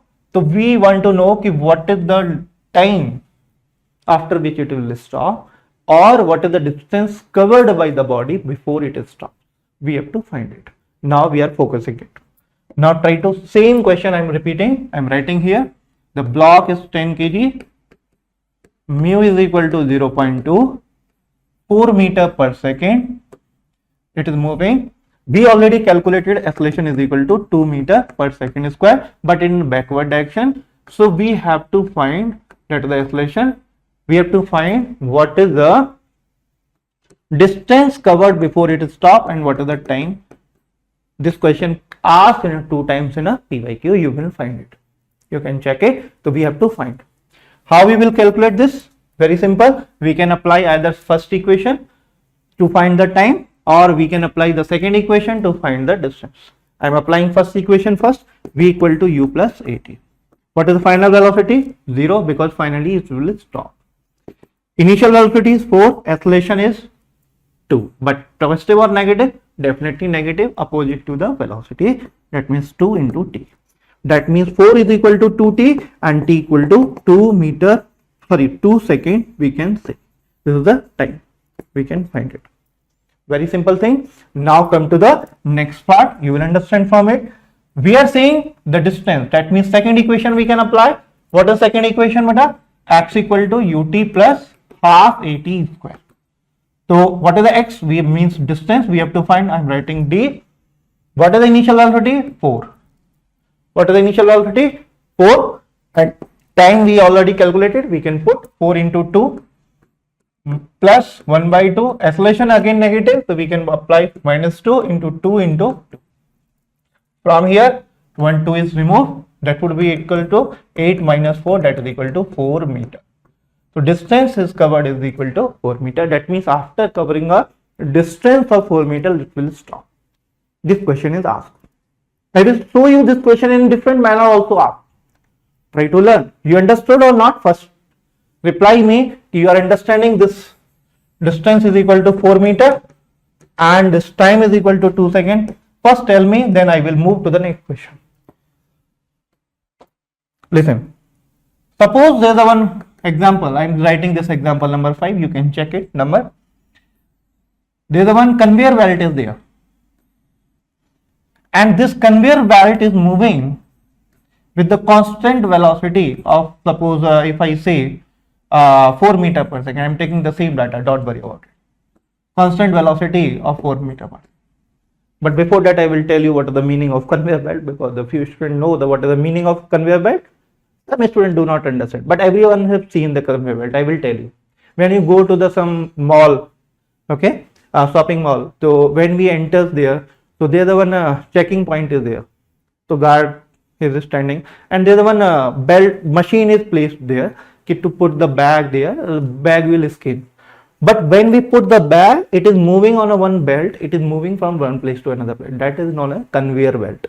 It can be small or also it can be very large also. But that is the conveyor belt. You can find this in shopping malls also, in metro stations also, or you can find in airport also. There are different places you can find this conveyor belt. In industry also we use it. Now this is a conveyor belt, and it is moving with a constant speed of 4 meter per second. Now listen and you will understand. Now I am placing one block, and this block is supposed 2 kg, gently placed. Okay, gently placed. I am placing it gently. Gently placed means initial velocity will be 0. I am not giving any velocity. Initial velocity is 0. I am just putting it over it. Okay, and mu is given to you. Suppose mu is equal to 0.1. Now question is that after how much time the block will also move with the conveyor belt. That means there is no relative motion. After how much time there is no relative motion between block and belt. I am repeating again. After how much time the block will move with the conveyor belt, or there is no relative motion between block and conveyor belt. Now you will say, sir, what is the meaning? Very difficult question. Nothing. Very simple. What I told you, this block mu is given to you. We have to find friction force first. What we have to find? Friction force. So I will make a FBD. This is a 2 kg block. There is a 2g. That is the normal force. You will find the friction force will act forward or backward. Definitely this lower surface is moving forward direction. That means this block is actually moving in back, having a, due to inertia, moving in backward direction tendency. That means it will have a acceleration in forward direction. That means it will have a friction force in forward direction. That the friction is having forward. That means that friction force is equal to how much we are saying? Very simple. That is the mu into n, because it is already motion. Kinetic friction will act. So what is the friction force? Friction force is equal to how much? Mu. Mu is 0.1 into n is how much? 2 into g. That means we can say 2 Newton friction force, and that is equal to m into a. A we have to find 2 is equal to 2 into a. That means a is equal to 1 meter per second square. We can find this acceleration. Final velocity we require 4. In acceleration we require, we have 1. Initial velocity is 0. We have to apply first equation, v equal to u plus at. Final is 4. Initial 0. Acceleration is 1. Time is t. That means t is equal to 4 seconds. That means after 4 seconds the block will move with the belt. There is no conveyor. There is no relative motion between them. Please reply. I will understand you understood this question. The same concept what we have learned, we have applied here. Now, thank you everyone. I think have you enjoyed the class? If you enjoyed, please thumb up and say yes sir. If you are not enjoyed, you can reply that also. I will take care all the things. Okay. Thank you so much. Thank you. Bye bye. Enjoy your day. Bye. Hello students, good morning. This is your KVR sir, Botany faculty, Gosala, Sri Chaitanya College, Vijayawada. And today we will have very beautiful session on that particular weakness. I selected certain lessons. Do follow my lessons for a couple of 12 days. I'll take continuously. Do follow my lessons sincerely because I have selected certain chapters where the students will do certain mistakes, definitely including the toppers. So such a kind of topics, let us say one is the numericals, and most important numericals in the Mendel genetics, principles of inheritance. It's one of the important chapter. There you will do certain mistakes in numerical problems. So today I have selected one chapter, that is numericals in Mendel genetics, because when I'm not sure about the year 2019 or 20, one question is given like multiple alleles are the examples of. Multiple alleles is examples of means that is an example of multiple alleles. ABO blood group is the example of. One is the multiple alleles, codominance and dominance. Three options are given. Question framing is very beautiful. Let us start our session. So today numericals are from the genetics. I call it as Mendel genetics. In Mendel genetics, we have certain headings: mono, hybrid cross, dihybrid cross, incomplete dominance, codominance, multiple alleles, pleiotrophy, blood groups, linkage and crossing over, finally polygenic inheritance. These are the chapters I have selected. Let us see the first question. Sum total of genotypes and phenotypes. Sum total of genotypes and phenotypes obtained in a typical monohybrid cross. In a typical monohybrid cross will be sum total of genotypes and phenotypes. Can anyone guess the answer? So if you take monohybrid F2, this is capital T, capital T, capital T, small t, capital T, small t, small t, small t, and total number of types of phenotypes. Actually 3:1, that is tall is to dwarf. Now the total number of phenotypes is 2 phenotypes, and number of types of genotypes 1:2:1. Capital T, capital T, capital T, small t, small t, small t. Then it is equal to 3. 2 plus 3 is equal to 5. Then answer will be 5. So this is the correct answer. Are you getting me? The question is sum total of genotypes and phenotypes. Clear? Next question is true breeding tall dwarf plants were crossed with true breeding tall and dwarf plants were crossed, and total plants obtained is 1000 seeds were obtained in F2 generation. Find the number of seeds which genotypically resembles with the F1 parent. How beautiful the question is. F2 generation, 1000 seeds are obtained in F2 generation. And what is the phenotype of the F1 parent? Capital T, small t. So this total is 1000. This total is 1000. Now it is 250, 250, 250, and finally 250. And how many will be there with the genotype of the F1? Genotype of the F1 you people knows very well, that is capital T, small t. Unanimously heterozygous tall plant. Was it clear? So imagine what will be the total of capital T, small t, capital T, small t.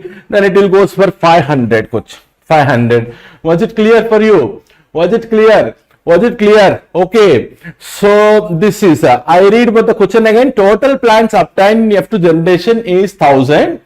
Then how many plants will have the genotype of the F1? F1 genotype is capital T, small t. Then how many capital T, small t's will be there? That is 500. Was it clear? Shall I go next slide? Then it's a dihybrid cross. Then I have the first question. What proportion of the offsprings will be obtained from a cross capital A, capital A, capital B, capital B, capital C into capital A, small a, capital B, small b, capital C, small c, completely heterozygous for all genes segregated independently. How beautiful the question is. So you are crossing this with this. And he is asking completely heterozygous for all the genes, completely heterozygous for each. So I have taken capital A, capital E, capital B, capital B, capital C into capital A, small a, capital B, small b, capital C, small c. He is expecting how many plants will have this genotype, completely heterozygous for all three characters. He is asking about this. Let us we see only one gamete will be produced from this side, capital A, capital B, capital C. And this produces 8 gametes. 8 gametes. This is 8 gametes. You can make it and let us say capital A, capital. How do we do? How do we do the gametes here? So I can simply form gametes from here.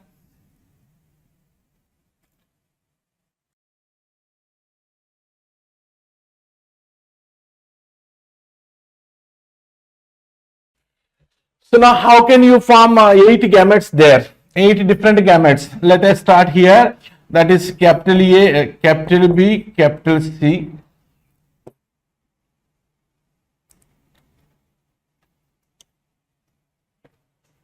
So how many gametes heterozygous? Capital A, capital B, capital C, 1, capital A, small b, capital C, 1, capital A, small b, small c, 1. Small a, capital B, capital C, 1, small a, capital B, small c, 1, small a, small b, capital C, 1, small a, small b, small c, 1. 1, 2, 3, 4, 5, 6, 7. One is missing, capital A, capital B, capital C, capital A, capital B, small c. I'll write it again once.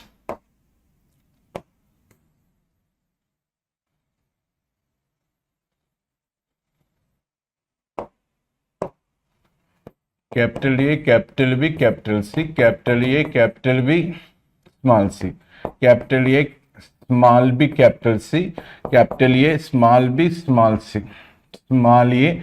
So you have 4 gametes here.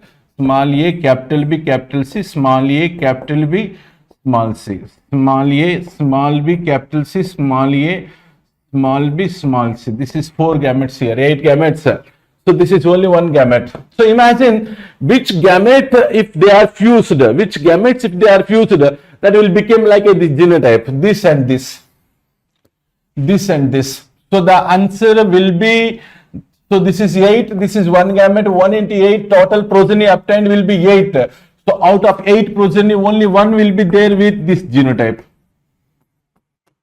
Clear? And my answer is 1 by 8. Was it clear to you? Was it clear to you? This gamete and this gamete are fused. Then the heterozygous plant obtained will have all 3 genes are heterozygous for all 3 characters. Was it clear? 1 by 8 is the correct answer. Offspring with 4 phenotypes and 4 genotypes are obtained from the parental combinations having genotypes will be. This is a beautiful question again. This is a beautiful question. Have a look, and if it is possible, write it down in your notebook, or slowly you can go back and write down the questions. All these questions are important because the section B is becoming very difficult in the coming days. Section B, they will ask this kind of questions only. Now, offsprings pertain 4 types of genotypes and 4 types of phenotypes beta. Then you can have a look here, capital A, small a, capital B, small b, heterozygous for 2 characters, and crossed with small a, small b, small b. Can anyone guess this? Can anyone guess this? What cross it is? What cross it is?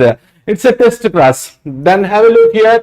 Gametes obtained will be capital A, capital B, capital A, small b, small a, capital B, small a, small b. Was it clear? Gamete obtained will be same. Then have a look here. This will be then this is, then this is, then this is. First one, capital A, small a, capital B, small b. Second one, capital A, small b, small b. Third one, small a, capital B, small b. Fourth one, small a, small b, small b. Clear? Clear for you? This is 4 types of genotypes, 4 types of phenotypes. 4 types of genotypes, 4 types of phenotypes. Clear beta? Then what is the genotype of the parents? What is the genotype of the parents? If you get 4 types of genotypes and 4 types of phenotypes, then the answer will be test cross. Where it is? Can you go for this? This is the correct answer. This is the correct answer. Was it clear? Was it clear? Done beta? Next question I am going, among the 7 pairs of contrasting traits in the pea plant as studied Mendel, the number of traits related to flower, pod and seed respectively. Done. I think you know the answer. Can you guess? Can you guess? And try to guess it right now.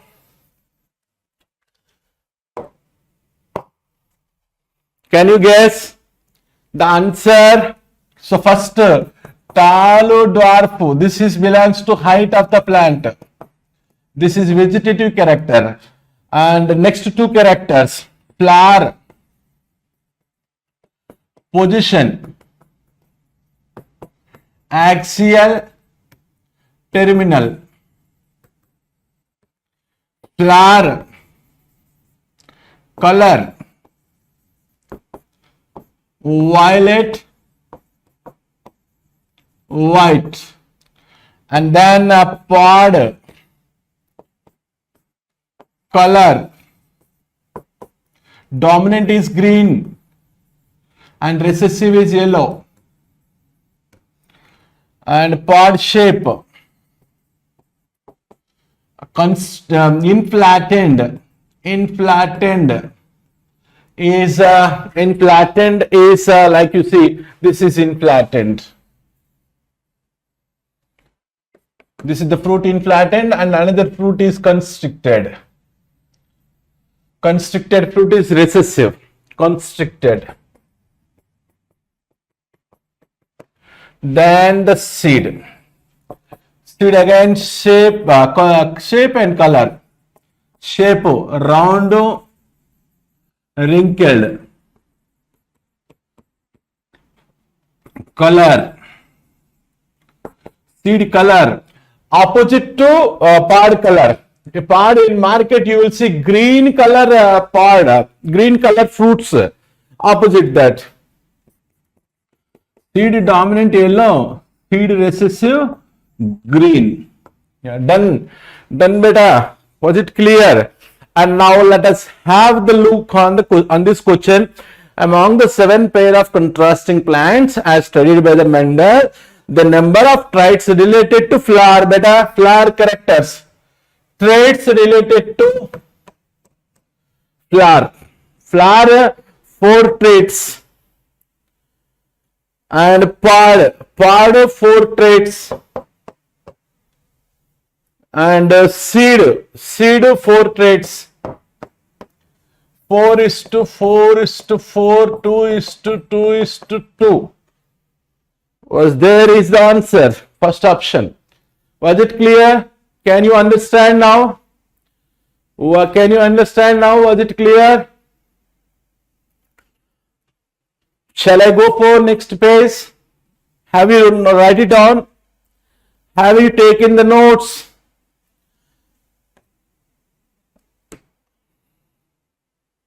Shall I go back? So I am erasing all this. Then I am going back to the next slide. And this is again continuously dihybrid cross.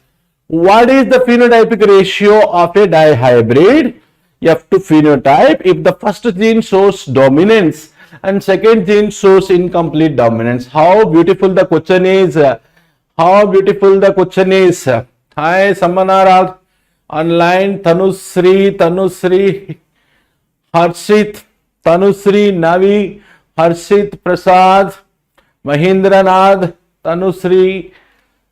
So if you have any doubt, please ask me. I am online right now, and the question is what is the phenotypic ratio of the dihybrid F to phenotype if a first gene shows dominance and second gene shows incomplete dominance. Generally, beta, so dominance, if the monohybrid dominance ratio is 3:1, monohybrid phenotypic ratio is 3:1.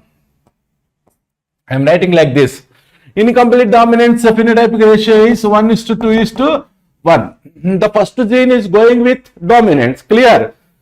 So then I'll go, second gene is going with incomplete dominance. First gene 3:1 dominance, second gene 1:2:1. Again 1:2:1. Have a look here.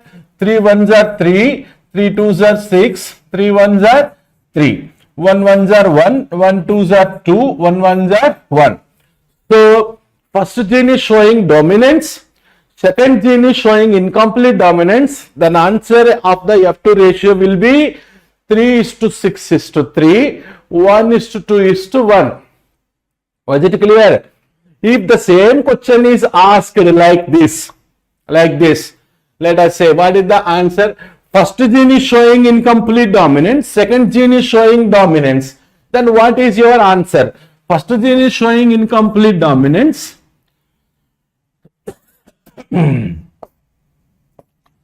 Second gene is showing dominance. First gene code incomplete dominance 1:2:1. Second gene dominance 3:1. Let us have a look. 1 3s are 3, 1 1s are 1, 2 3s are 6, 2 1s are 2, 1 3s are 3, 1 1s are 1. Clear? Harshit, if you have any doubts, please ask me. How many genotypes are possible from a genotype capital A, small a, capital B, small b, capital C, small c? Okay, let us we discuss. That is the most routine question. We will discuss. Wait for a couple of minutes. Was it clear? The first question is, first gene is showing dominance, second gene is showing incomplete dominance. The answer will be 3:6:3, 1:2:1. 3:6:3, 1:2:1. But the same question if it is reversed, first gene is showing incomplete dominance, second gene is showing dominance, the answer will be 3:1:6 and 2:3:1. Clear? Over.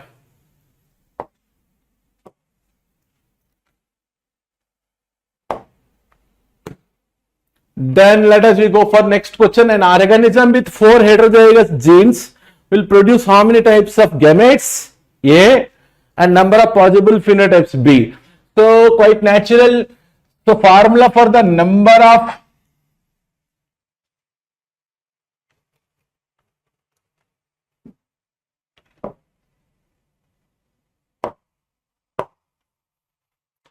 formula is number of types of gametes formed is 2 to the power of n. Number of types of possible combinations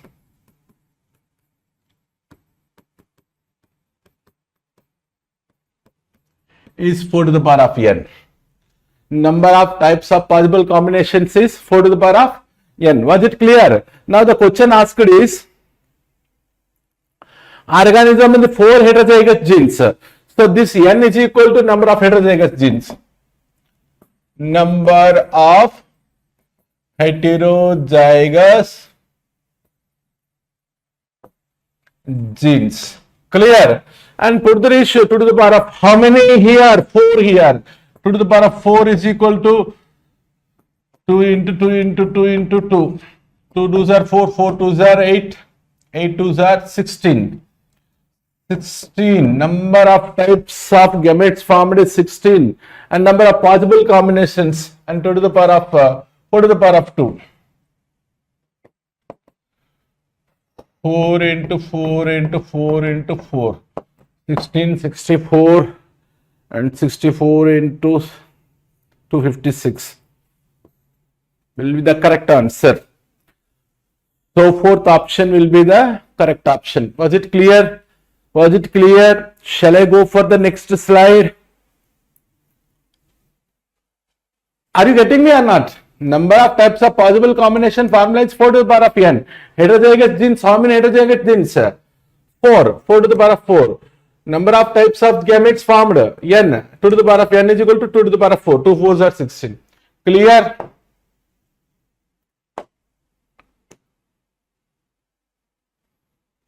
Shall I go for next slide? Again, dihybrid cross. Out of 1600 seeds obtained in a dihybrid F2 progeny, how many plants will have parental combinations? How beautiful, how beautiful. So 9:3:3:1 is the dihybrid phenotypic ratio, out of which 9 are tall round. Well, this is one plant, one is dwarf wrinkled.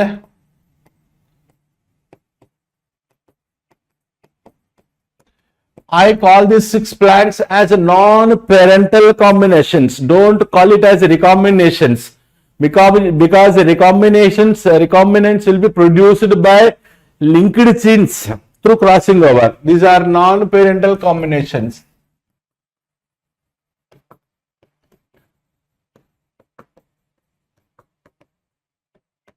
Clear, beta?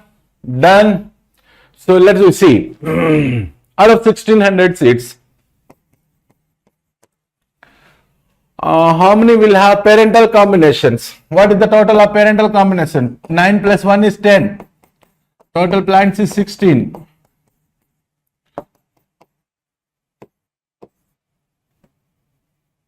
Thousand.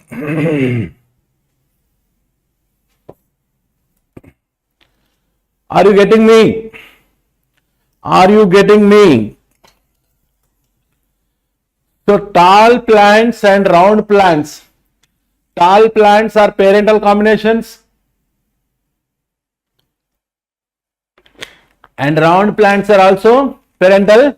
Dwarf wrinkled also parental combination.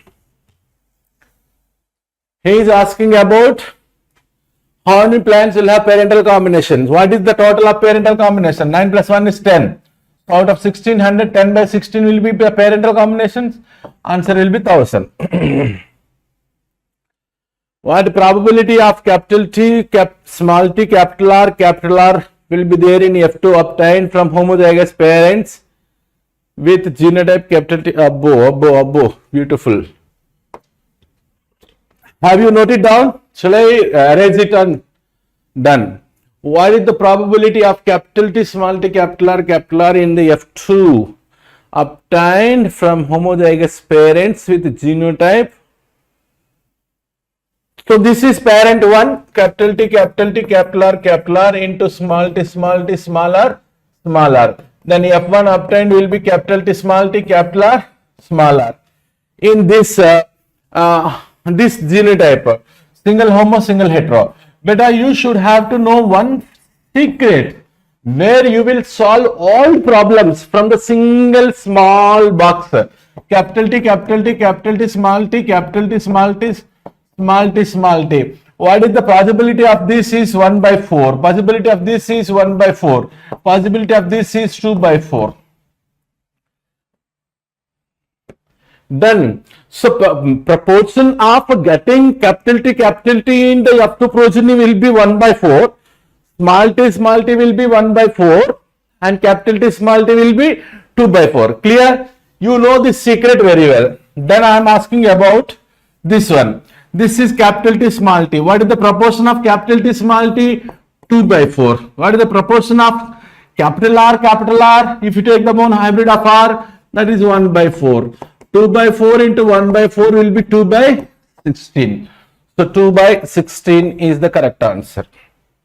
Are you getting me? Was it clear? Was it clear? Are you comfortable with me? So probability of getting capital T small t is 2 by 4. Probability of getting capital R is 1 by 4. 2 by 4 into 1 by 4 will be 2 by 16. Done. So let's move to the next slide. Dihybrid cross still. What is the phenotypic ratio of a dihybrid F2 when two genes are completely linked?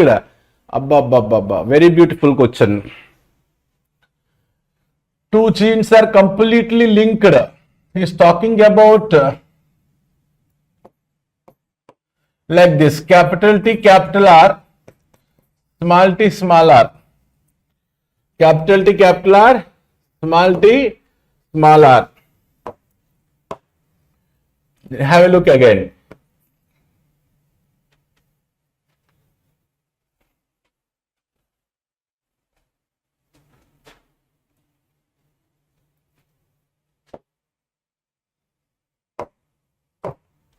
Have a look again.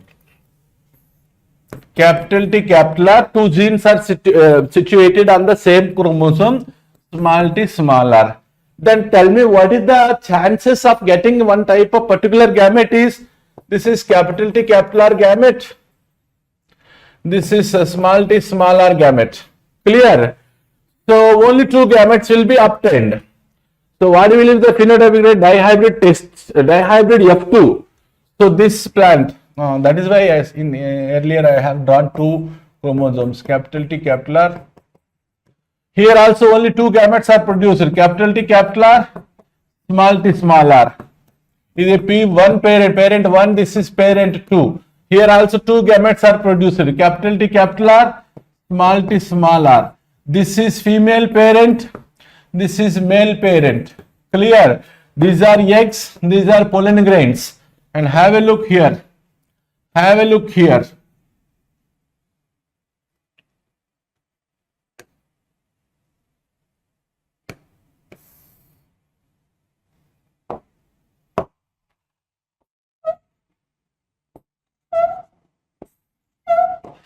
Now have a look here. Capital T, capital T, capital R, capital R. Second, this one into this one.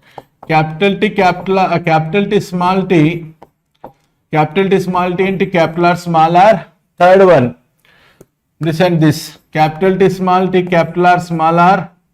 And last, small t, small t, small r, small r.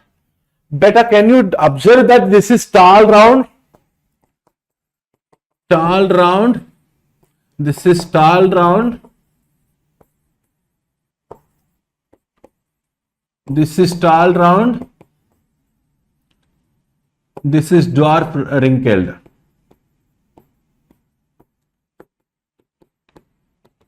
Can you tell me the ratio? Can you tell me the ratio? Can you now understand what I am speaking to you? Was it clear? In a dihybrid cross, if two genes are completely linked, so if the two genes are independently asserting, the answer will be 9:3:3:1. If two genes are completely linked, then answer will be 3:1. How the 3:1 I have just now proved to you. And what is the phenotypic ratio I have of a dihybrid test cross when two genes are completely linked? This is F2 question. This is F2 question. Now this is test cross question. Was it clear? Have you noted it down? Shall I go for next page or shall I erase it? Done. So this is, he is asking about F2. He is asking about test cross. So let us go with this. This is capital T, small t, capital R, small r is heterozygous F2, F1 parent into small t, small t, small r, small r. Better clear? So this will form two gametes only because the arrangement of genes is like this, capital T, capital R, small t, small r. Then the gametes formed will be capital T, capital R. This chromosome will form capital T, capital R, and the down chromosome will form small t, small r. Here only one possibility, small t, small r and small t, small r. The type of gametes produced is small t, small r only. Two gametes will to take, but generalizing only one gamete. Capital T, small t, capital R, small r. Next, small t, small t, small r, small r. And the ratio will be 1:1. General dihybrid test cross will be, general dihybrid test cross will be 1:1:1:1. Was it clear? General dihybrid test cross will be 1:1:1:1. If it is the two genes are linked, then dihybrid test cross ratio will be 1:1 instead of 1:1:1:1. Clear? Done. Which of the following result when a plant capital Y, small y, capital R, small r is self-pollinated? Self-pollinated. What do you mean by self-pollinated? F1 into F1. Shall I erase it? Shall I erase it? Tell me which of the following result when a plant gets, so just simply what I am taking as usual, capital T, capital R, small r into capital T, capital R, small r. This is F1, this into F1. F1 into F1, you will get F2 ratio. In the F2 ratio, phenotypic ratio, what is the phenotypic ratio of dihybrid F2, 9:3:3:1. That will be the answer. 9:3:3:1. Self-pollinated or crossed with the same plant in the same ratio. Both are the same. Are you getting me? So one plant having this genotype, capital T, capital R, small r, you can pollinate with the similar plant, or you can completely emasculate the flower. Don't emasculate, completely leave the plant. So generally pea plant is naturally self-pollinated. It will undergo self-pollination only. So we will call it as like this. In genetics, circle and then symbol, matlab self-pollinated. The same genotype will come. Mrudula 9:3:3:1, correct answer. Nivi 1:1, your answer is correct. Narayana, Vema Narayana 1:1, correct answer. Mrudula 1:1, correct answer. Tanusri 3:1. You people are doing very well. Done. Was it clear? Shall I go next page? Have me a thumb like this. Shall I go for next slide? Make it faster. Shall I go for next slide? Let me have a thumb symbol. Let me have thumb symbol. Shall I go for next slide? Have you noted down? Very good, Mrudula. Thank you very much.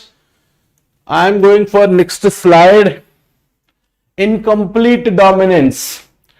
Nivi, thank you for your response. Genotypic and phenotypic ratio in monohybrid F2 if its character shows incomplete dominance. So incomplete dominance generally seen. What are the two examples for incomplete dominance? Is Mirabilis jalapa, 4 o'clock plant. Naushin, thank you very much. In incomplete dominance, Mirabilis jalapa and snapdragon plant is antirrhinum majus.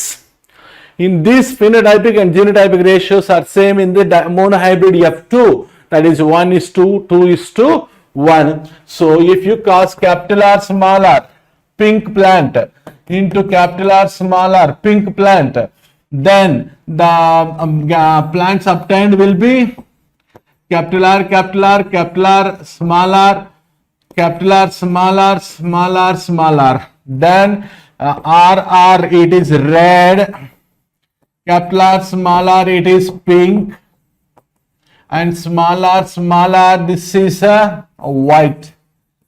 So what is the ratio, beta? 1:2:1. 1:2:1. Now, Shin, are you getting me? Nivi, Mrudula, are you are getting me? Have you noted down? Shall we go for next question?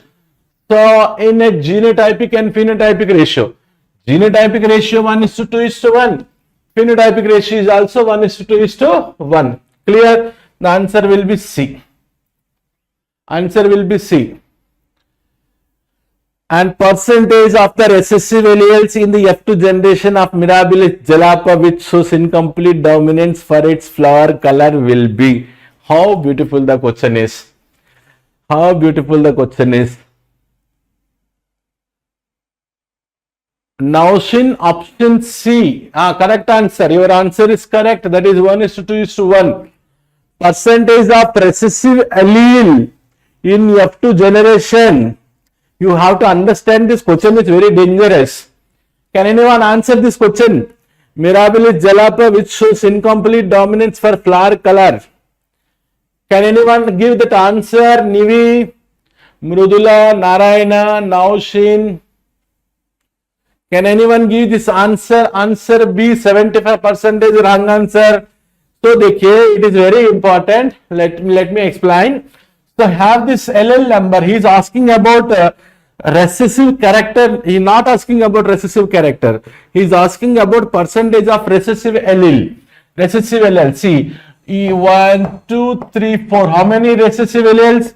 4 alleles. How many dominant alleles? 1, 2, 3, 4.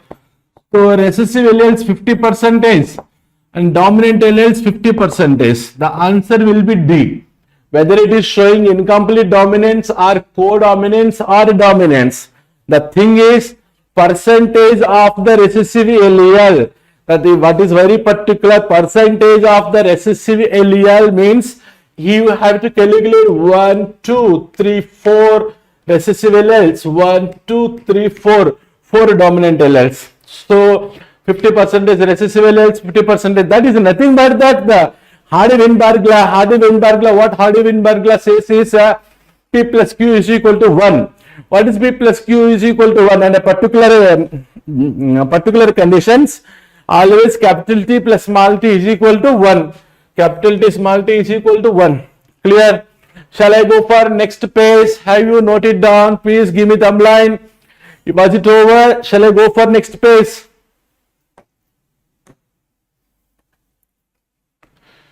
This is again codominance.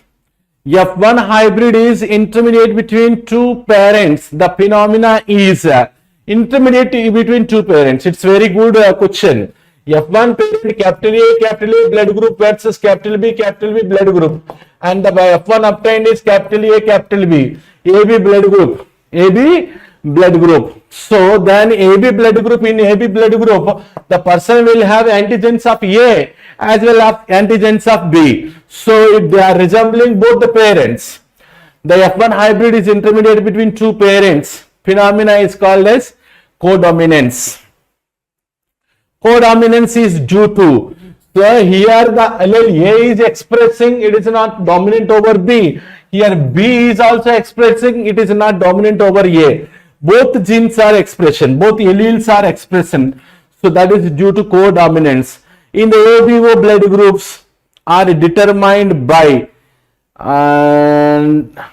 dash present on the sugar carbohydrate present on the RBC. ABO blood group will be decided by the sugars present on the RBC, that is go for carbohydrates. Next slide I will go because we have less time. Blood groups are the examples of, just now I told you this is I am not sure this is exactly 2019 question. ABO blood groups are the examples of IA, IB, I0, I naught. Some people use both the technical terms. IA, IB, I naught. Then it will be 3 alleles, multiple alleles. 3 alleles, multiple alleles. And IA, I0. Then it is A blood group. That is dominance. And IA, IB. And that is codominance. That is codominance. So codominance is there, dominance is there, multiple alleles is there. Answer will be all the above. This is neat question. Number of types of genotypes possible by ABO blood groups. Number of types of genotypes possible by ABO blood groups is 3 to the power of n is equal to 3 to the power of 3 is equal to 9.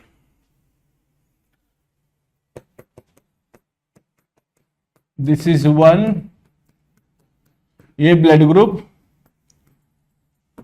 Number of types of genotypes possible is 3 to the power of n. But why it is not 9? Let us see. IB is the B blood group. IB, I0 is also B blood group. This is A, this is B. IA, IB is the AB blood group. And I naught or I0 O blood group. 1, 2, 3, 4, 5, 6. 6 is the correct answer. 6 is the correct answer. So in multiple alleles, no. N plus 1 by 2.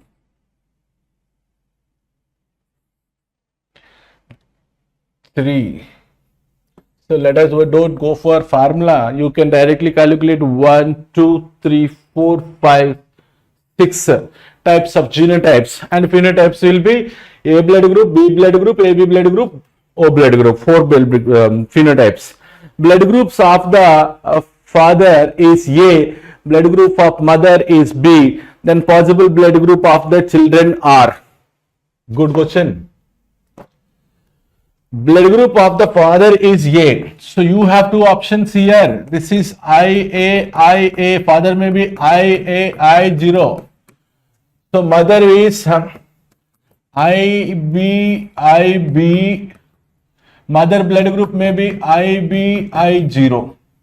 So possible gametes, possible IA1 gamete, I01 gamete. This is IB1 gamete, I01 gamete. First option AB blood group. This option A blood group. This option B blood group. And this option O blood group. All types of blood groups are possible. If father blood group is A and mother blood group is B, and children will have A, AB, O and A. So where is the answer? This is, are you getting me? Get me have a thumb line. Get me have a thumb symbol. Are you getting me? Was it clear for you? Was it clear for you? Have me the thumb symbol. Shall I go next page? This is 1146. Option D, correct answer. Yashaswini, you are correct answer. Mrudula, you are correct answer. So shall I go for next page? So pleiotropy, one question, if one gene affects many characters, the gene is said to be pleiotropic gene. One gene, many characters is the feature of pleiotropic gene. Next, linkage and crossing over. I'll stop my slide here. I'll continue the same in the next class. Please wait for the next class. This time is already over. I'll come in the next class. Is it okay? Bye bye. Thank you. Have a good day. Thank you very much. Good morning. What are you all doing? You're all aware about the diversity that exists in the animals, isn't it? So, if you want to identify the organisms, name the organisms,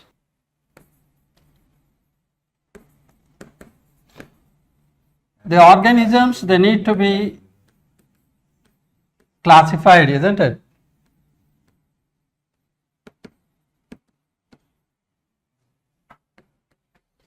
So for classifying the animals, we have certain criteria.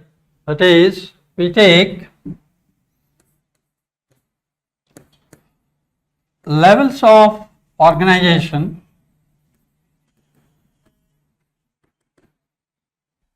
okay, we consider the symmetry in the organisms, we consider the coelom in the organisms, and we also consider the classification based on segmentation, presence of notochord, nerve cord, right? These are also being considered. First we talk about the levels of organization. When you consider the all life, we have the levels being called protoplasmic level,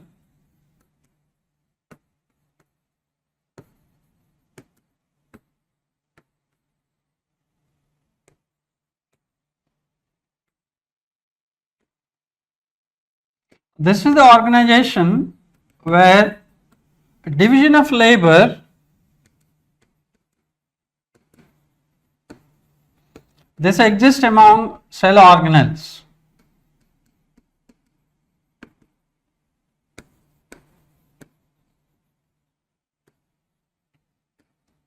Now what is this division of labor is? Division of labor means the work that is to be done has to be distributed among cell organelles. For example, if you take amoeba, amoeba performs all functions like what we do, but it doesn't have separate cells, isn't it? Separate cells or separate structures. So what it will do is it will do the works or distribute the work among cell organelles, where organelle like mitochondria will be helping in respiration. Organelle like ribosomes will be helping in protein synthesis. Like that, the work distribution is what is named as division of labor. This work division takes place among the cell organelles. That's why we call it as the division of labor that exists among cell organelles. This is the case in unicellular forms.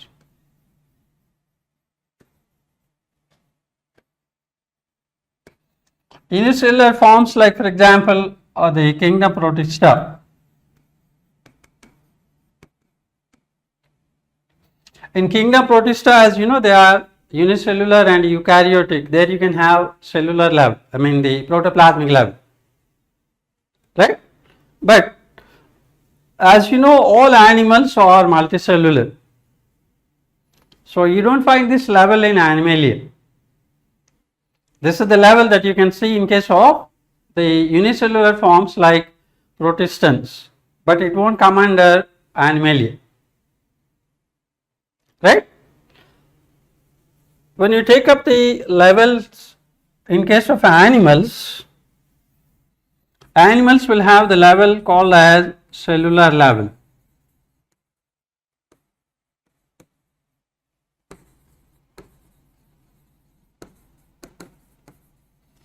So in this level of organization, the division of labor, this exists among different cells.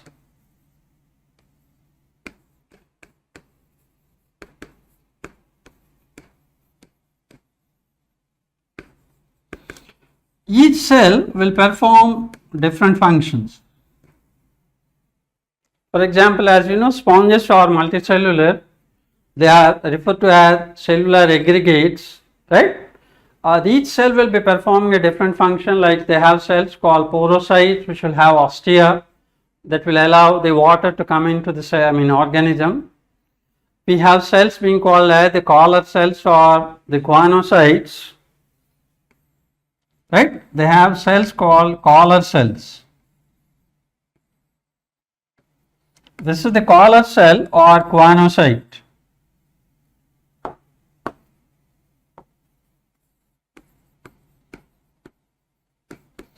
This guanocyte or the collar cell will line the body cavity, and this will be helping in creating the water current, and it also helps in the digestion in the animal called as intracellular digestion,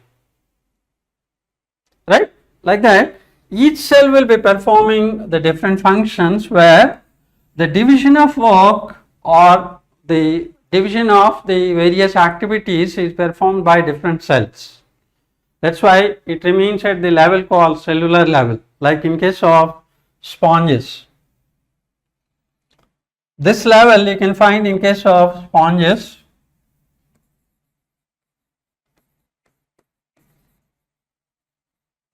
Right? And the next level is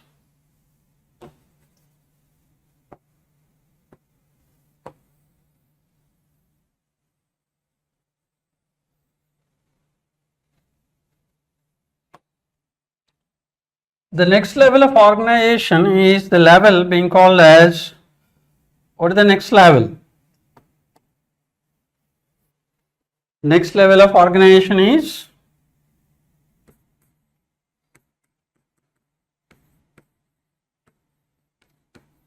tissue level, isn't it? So what do you understand by the name tissue? Tissue is a group of cells, right? They generally have a common origin. Cells may be of the same type or cells may be different, but all are coordinated to perform a common function. Then you can call that group of cells as tissue. Okay? Sponges, though they have a number of cells, but they are not coordinated. That's why they fail to form a tissue. Whereas in the animals having the tissue level, the cells are coordinated. They are coordinated and they are interlinked, so that the cells can perform a common function. Here, division of labor or the work is distributed is among the different tissues. Tissue will do it. For example, the cnidarians and ctenophores.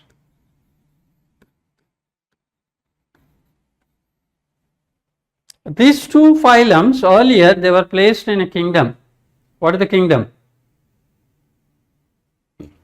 Cnidaria and ctenophora, they come under, we had earlier a phylum. That phylum is now divided as Cnidaria and ctenophora, that is based on the body cavity. Can you guess what the phylum is? The phylum was Coelenterata. This phylum is no more. We divide this Coelenterata as Cnidaria and ctenophora based on cnidoblasts. If cnidoblasts are present, they come under Cnidaria. If cnidoblasts are absent, they come under the ctenophora. Okay. So here the organisms are able to perform the different function based on the tissues. Okay. And these two phylums, they also are diploblastic. That means they have two germ layers called as ectoderm and endoderm.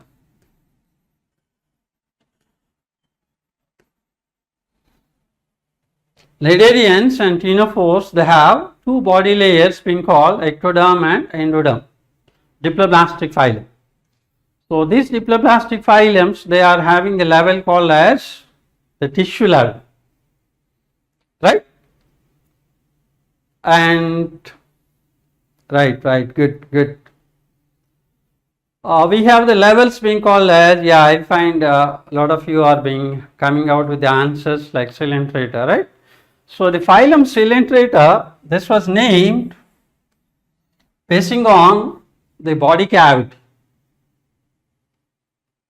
These two phylums, they have the body cavity called as coelentron.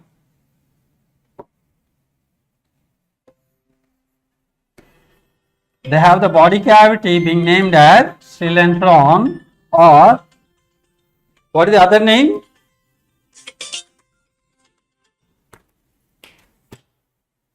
What is the other name for coelentron?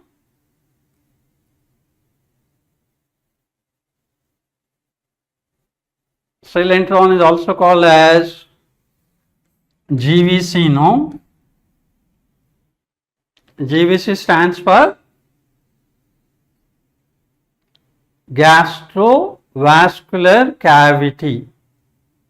Okay, it is called gastrovascular cavity because this will be helping in digestion, this will be helping in circulation. Gastric means digestion or actually stomach. Vascular means the transport or the supply, and the cavity will be helping it. So because of this common cavity that is there in the two phylums, it was named as Coelenterata. Now it is named as the two different phylums. Okay, the phylums called Cnidaria and ctenophora. This division is based on cnidoblast. So that is the level called tissue level.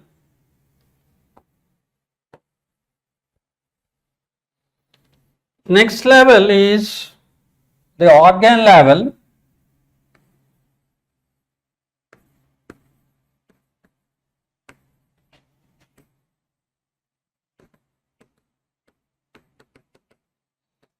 So organ level of organization, this is saying DL. DL will be existing among organs. What is DL?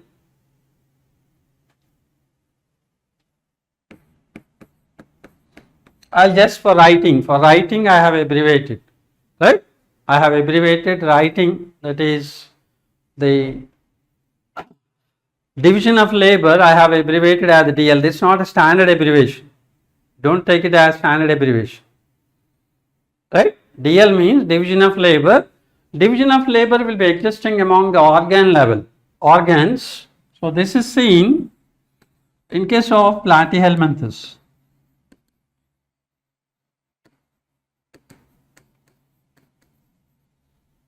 So platyhelminthes onwards, organisms, they have organs. Okay. Now platyhelminthes, they are triploblastic.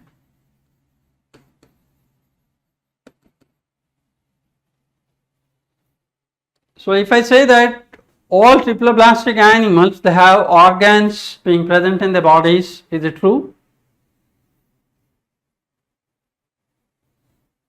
All triploblastic animals, if I say that, I have a statement, I will give you a statement like all triploblastic animals, they have organs in their body.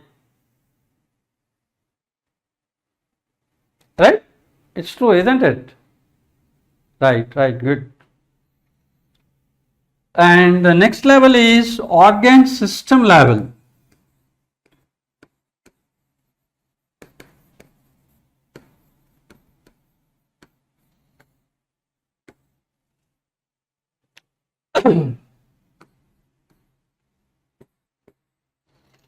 In the organ system level, one particular function or the division of labor is carried out by division of labor exists among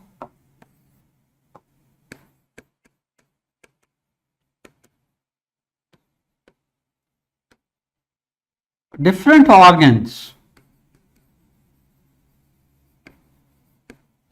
Different organs will come together, or one function is performed by different organs.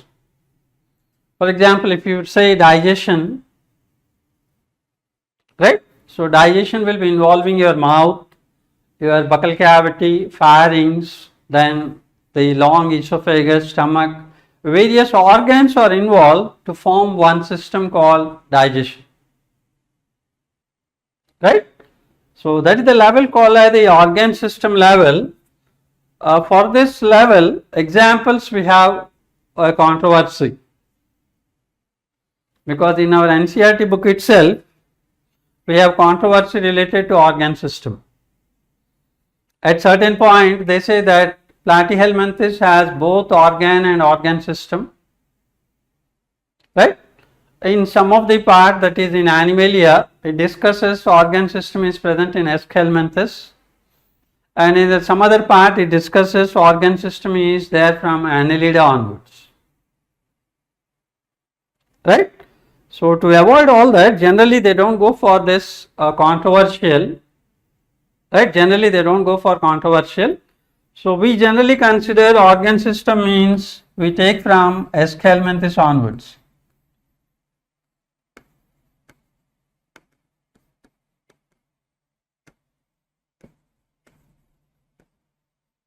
Okay, Helminthes onwards we can take it as organ system level. Platyhelminthes and Helminthes, both of them will include mostly parasites. And as you know, parasites, they have most of their body structures got degenerated, and only the reproductive system is well developed. So basing on that, it is being given as organ system starts from Annelida, but actually the system has started in Platyhelminthes itself. Okay, but we consider, if at all it is given, we go for Helminthes onwards. Generally they don't go for these controversial things. Is it okay? Right? Yeah, right, good. That's about the levels that will be helping in classifying the organisms, because basing on the levels we can classify, because we come across the animals coming under mostly organ system level. And the other criteria is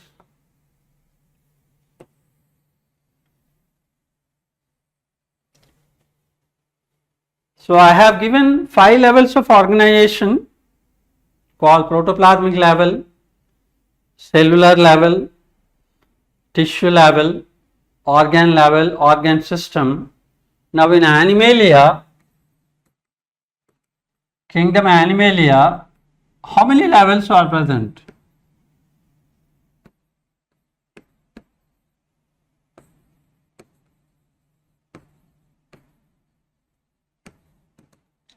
I have discussed now 5 levels,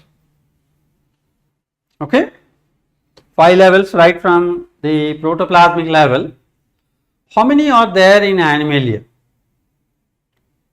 You need options.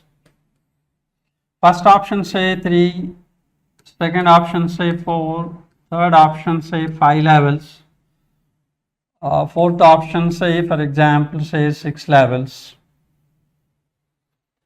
How many levels of organization exist among Animalia?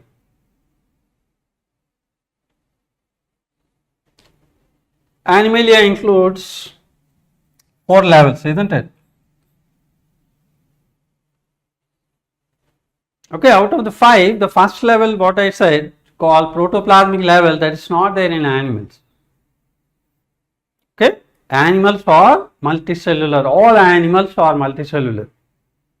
So you don't find the level called as the protoplasmic level in case of animals. Okay, right, good.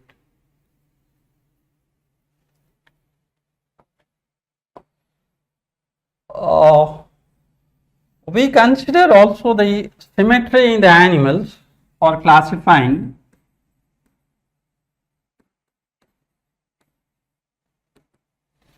Symmetry is defined as the distribution of organisms, right? Organism structures in the body, when they follow a particular pattern of distribution or arrangement, then it is called a symmetrical animal. Okay, the internal structures.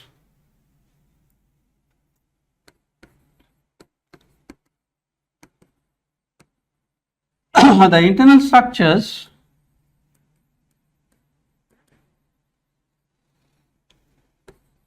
when they are arranged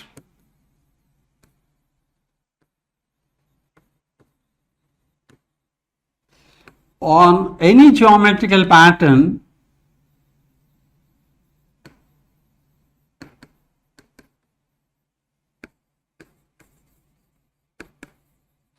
then we say the organism is symmetrical.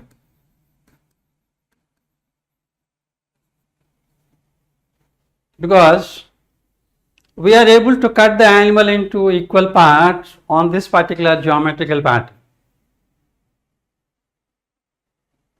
right?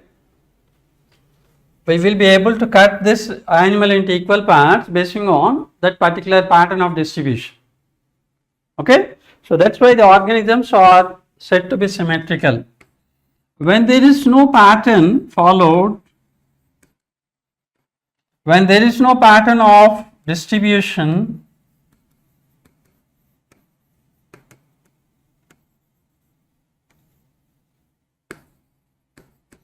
when the organism has no pattern of distribution in the arrangement or internal structures, right, then we say the animal is asymmetrical.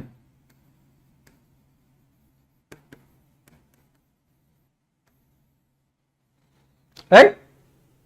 So can we cut an asymmetrical animal into equal parts? Can we cut an asymmetrical animal into equal parts? Right? We cannot cut, isn't it? Because it doesn't have any pattern of distribution.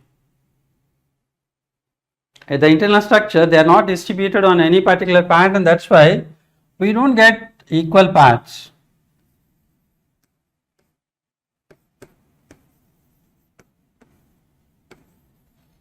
We don't get equal parts, or equal parts are named as antimeres.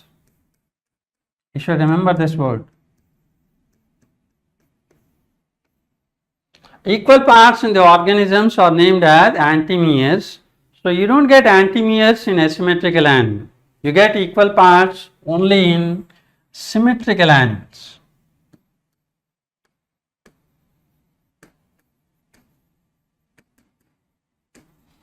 A symmetrical animal can be cut into equal parts or antimeres, okay, on the pattern of distribution. Okay, so we don't get equal parts when the animal is asymmetrical. Asymmetrical example examples of asymmetrical.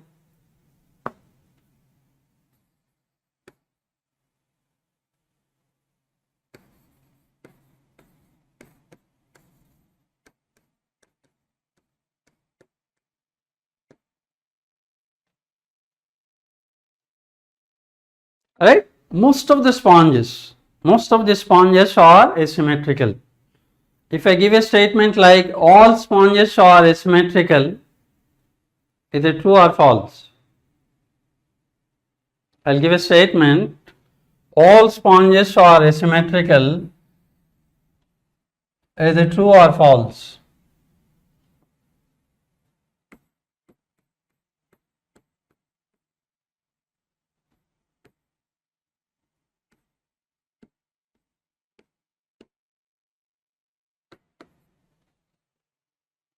All sponges are asymmetrical, right? That means it will become a wrong statement, isn't it? This statement is wrong because there are some sponges, we have some exceptions which are like the cycom, leucosolenia. These are radially symmetrical.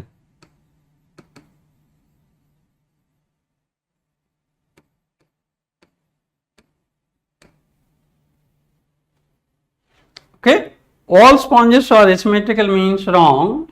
Most of the sponges are asymmetrical, that's good. That statement stands good. But when I say all sponges are asymmetrical, wrong, because we have an exception of these group of animals being called the cyconoids and the animals being called leucosolenia. Okay, and we also have the example called adult gastropods. Gastropods also being asymmetrical.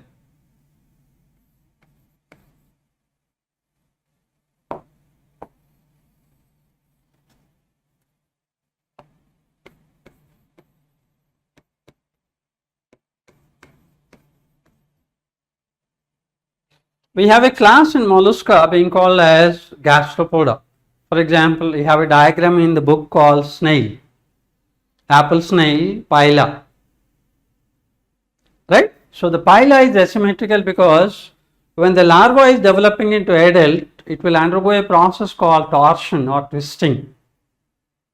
Okay, the visceral organs will be rotating around 180 degrees where they lose symmetry. That's why they are asymmetrical. So gastropods are asymmetrical. Most of these sponges are asymmetrical.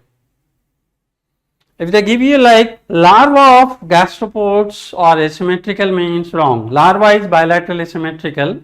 Adult gastropods are asymmetrical. Okay. So symmetry is there in animals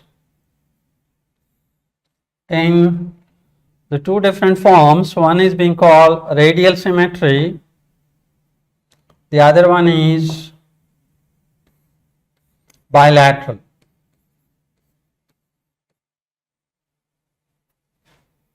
We will go for a new page.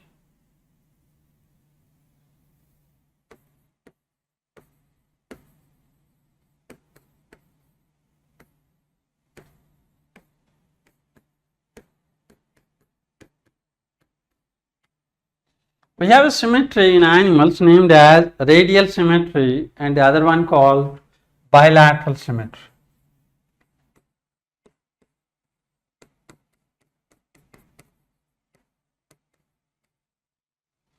In radial symmetry, you'll find internal structures, they get arranged on an axis that passes through the center of the animal. So when you cut the animal by a plane passing through the axis or the plane, then we get antimeres. This is also called monoaxial heteropolar symmetry.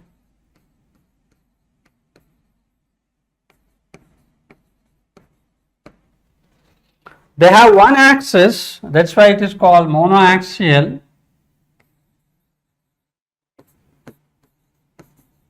The axis called oroabral axis, and it is called heteropolar. Hetero means different. It has two different poles being called as oral and aboral. Right? They have two different ends. Ends can be referred to as the poles. So we have two different poles being called oral and aboral. For example, if you take Hydra, Hydra has mouth being present at the end of hypostome. So this is mouth. So this region below the mouth is called hypostome. This region. Hypo means below or less. Stomia means mouth. So this hypostome will bear tentacles. You'll have tentacles being coming from the hypostome.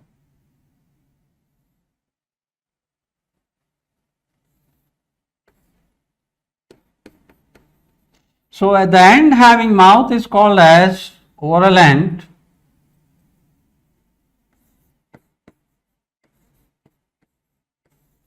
And the opposite end is called aboral.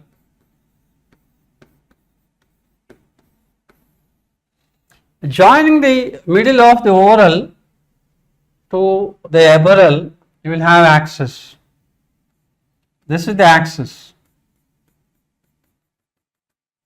Passing through the middle of the oral side to the middle of the aboral side, you have the axis being called as oroabral axis.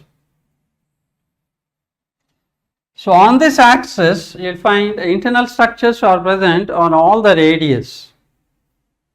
So when you cut the animal passing through the axis, you will be able to get equal parts or antimeres. Okay?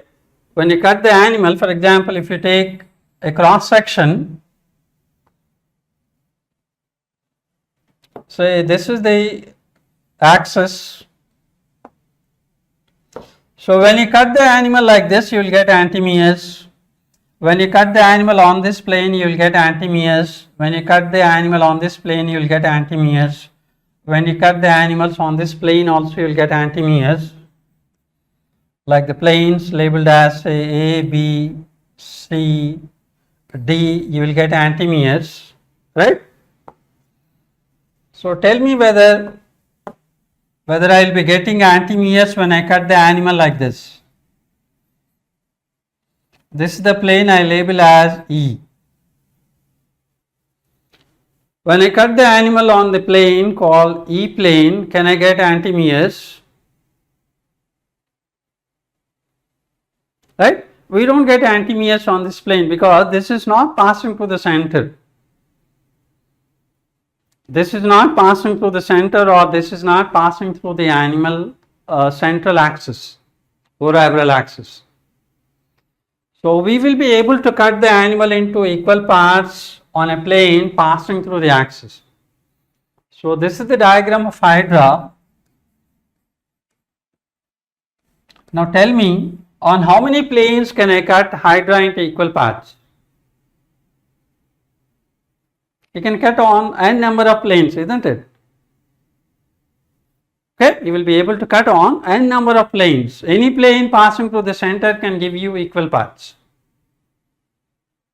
Okay, so that is the symmetry called radial that is there in case of Diploblastica, that is Naderia,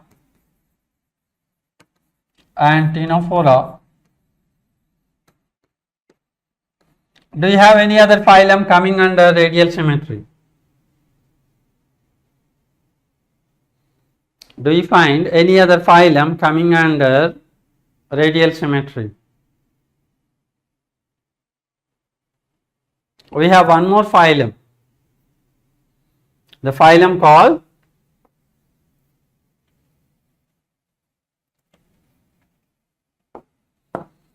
Echinodermata, no?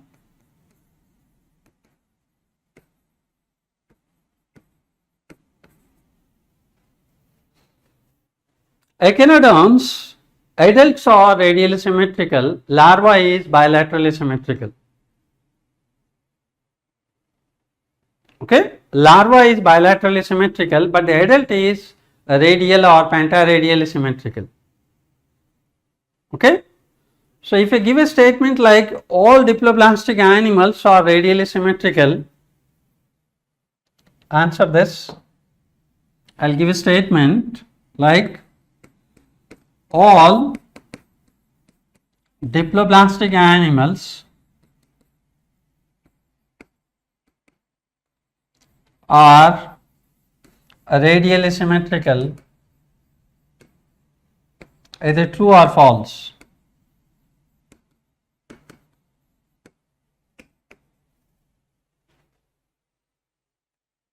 All radially symmetrical all diploblastic animals are radially symmetrical. Is it true or false? True, isn't it? Diploblastic will include Ctenophora and Cnidaria. Both are diploblastic. So both of them will be exhibiting radial symmetry.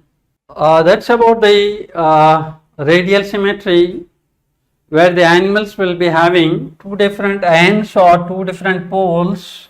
The poles or ends called as oral and aboral. Here in this symmetry, the organism gets the advantage. Okay, we have an advantage for this. The animal gets the advantage where it has all its sensory structures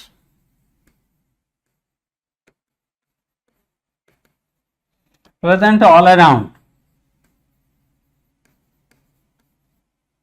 because they are present in the radius.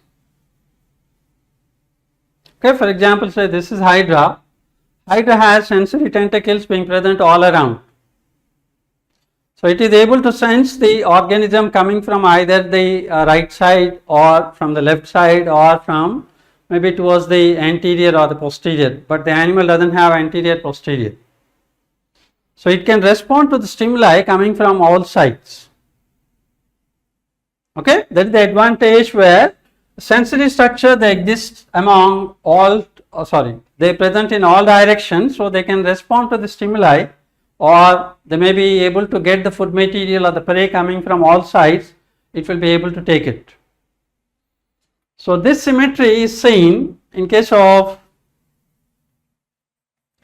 the animals which are slow moving animals, the animals or organisms which are planktonic. Now, what are these planktonic animals or organisms?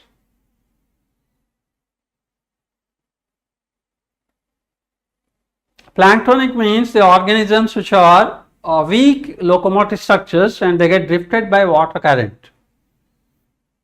Right? They don't have well developed locomotive structure, they get just carried away by the water currents. So such organisms will have the symmetry being called radial symmetry.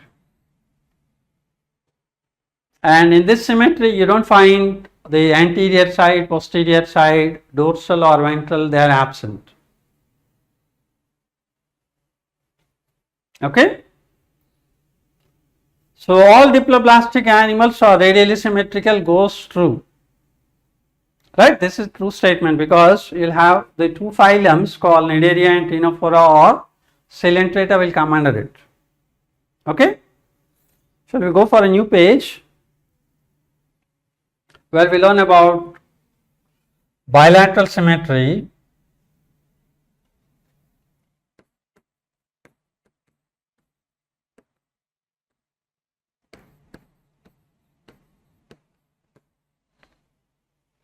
we have symmetry being named as the bilateral symmetry. In this, we will be able to cut the animal into equal parts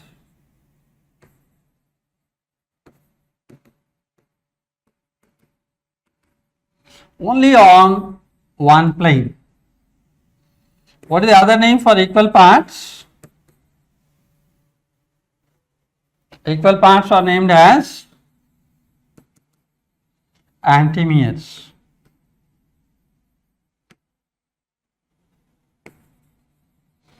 You can cut on only one plane or one axis, the plane called the median sagittal plane.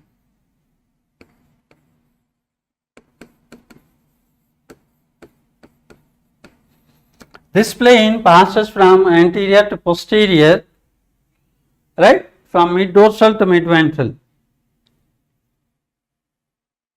For example, say this is an animal, right? Imagine this as an animal. So this is the dorsal side and this is the ventral side. Okay. Say this is anterior and this is posterior. So middle of the dorsal means it is present here. This is the middle of the dorsal. Middle of the ventral means lies here. So anterior to posterior, you will have in the center the axis called median sagittal. So if I cut the animal passing through the axis, then only I will get antimeres. You don't get antimeres or equal parts on any other plane. So when I am cutting this animal on this plane, I will be getting right half of the animal and left half of the animal. Okay, what I get is, I get bi means 2, lateral means sides. I will be getting right side or the right half of the animal and I will be getting left half of the animal. That is why the symmetry is named as bilateral. Okay, animal can be cut into equal parts only on one plane. You should remember this. You cannot cut on more than one plane, right? And what you get here is, you will get a right half of the animal and left half of the animal. And this symmetry has anterior surface, or animal has anterior end, posterior end. Animals for this dorsal surface, ventral surface and lateral sides. Animal develops anterior and posterior. Along with that, animal also develops the dorsal, ventral and lateral sides. Okay. Now this symmetry has an advantage. The advantage of this symmetry is cephalization. Cephalization means cephale or cephalic means head. So formation of head is called as cephalization. Okay, what happened is, all sensory structures present in the animal, say for example this is the animal, all sensory structures in the animal, they move towards the anterior side, and this side gets specialized and it's separated from the rest of the body, say like this, as the head. So when the animal is moving, the head will be coming first. So this will have all sensory structures. All the sensory structures in the animal, they have moved to this anterior end and that is separated as the head. Now this head is specialized. So it can detect the changes in the environment quite easily. It will be able to escape from the predator easily. It will be able to locate the food material easily, and it can also locate the mate, right? And it can sense the environment better because this will come first. So that is the advantage in the symmetry called bilateral, that is there right from platyhelminthes onwards.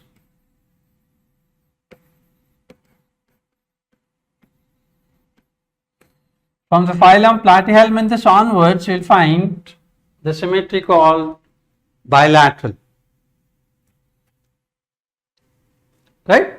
So if I give a statement like bilateral symmetry is present in triploblastic animals, is it true? I'll give a statement like triploblastic animals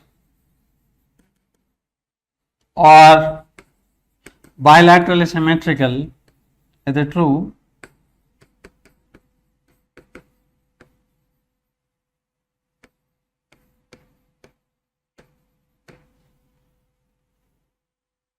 It's true, isn't it? Right, good.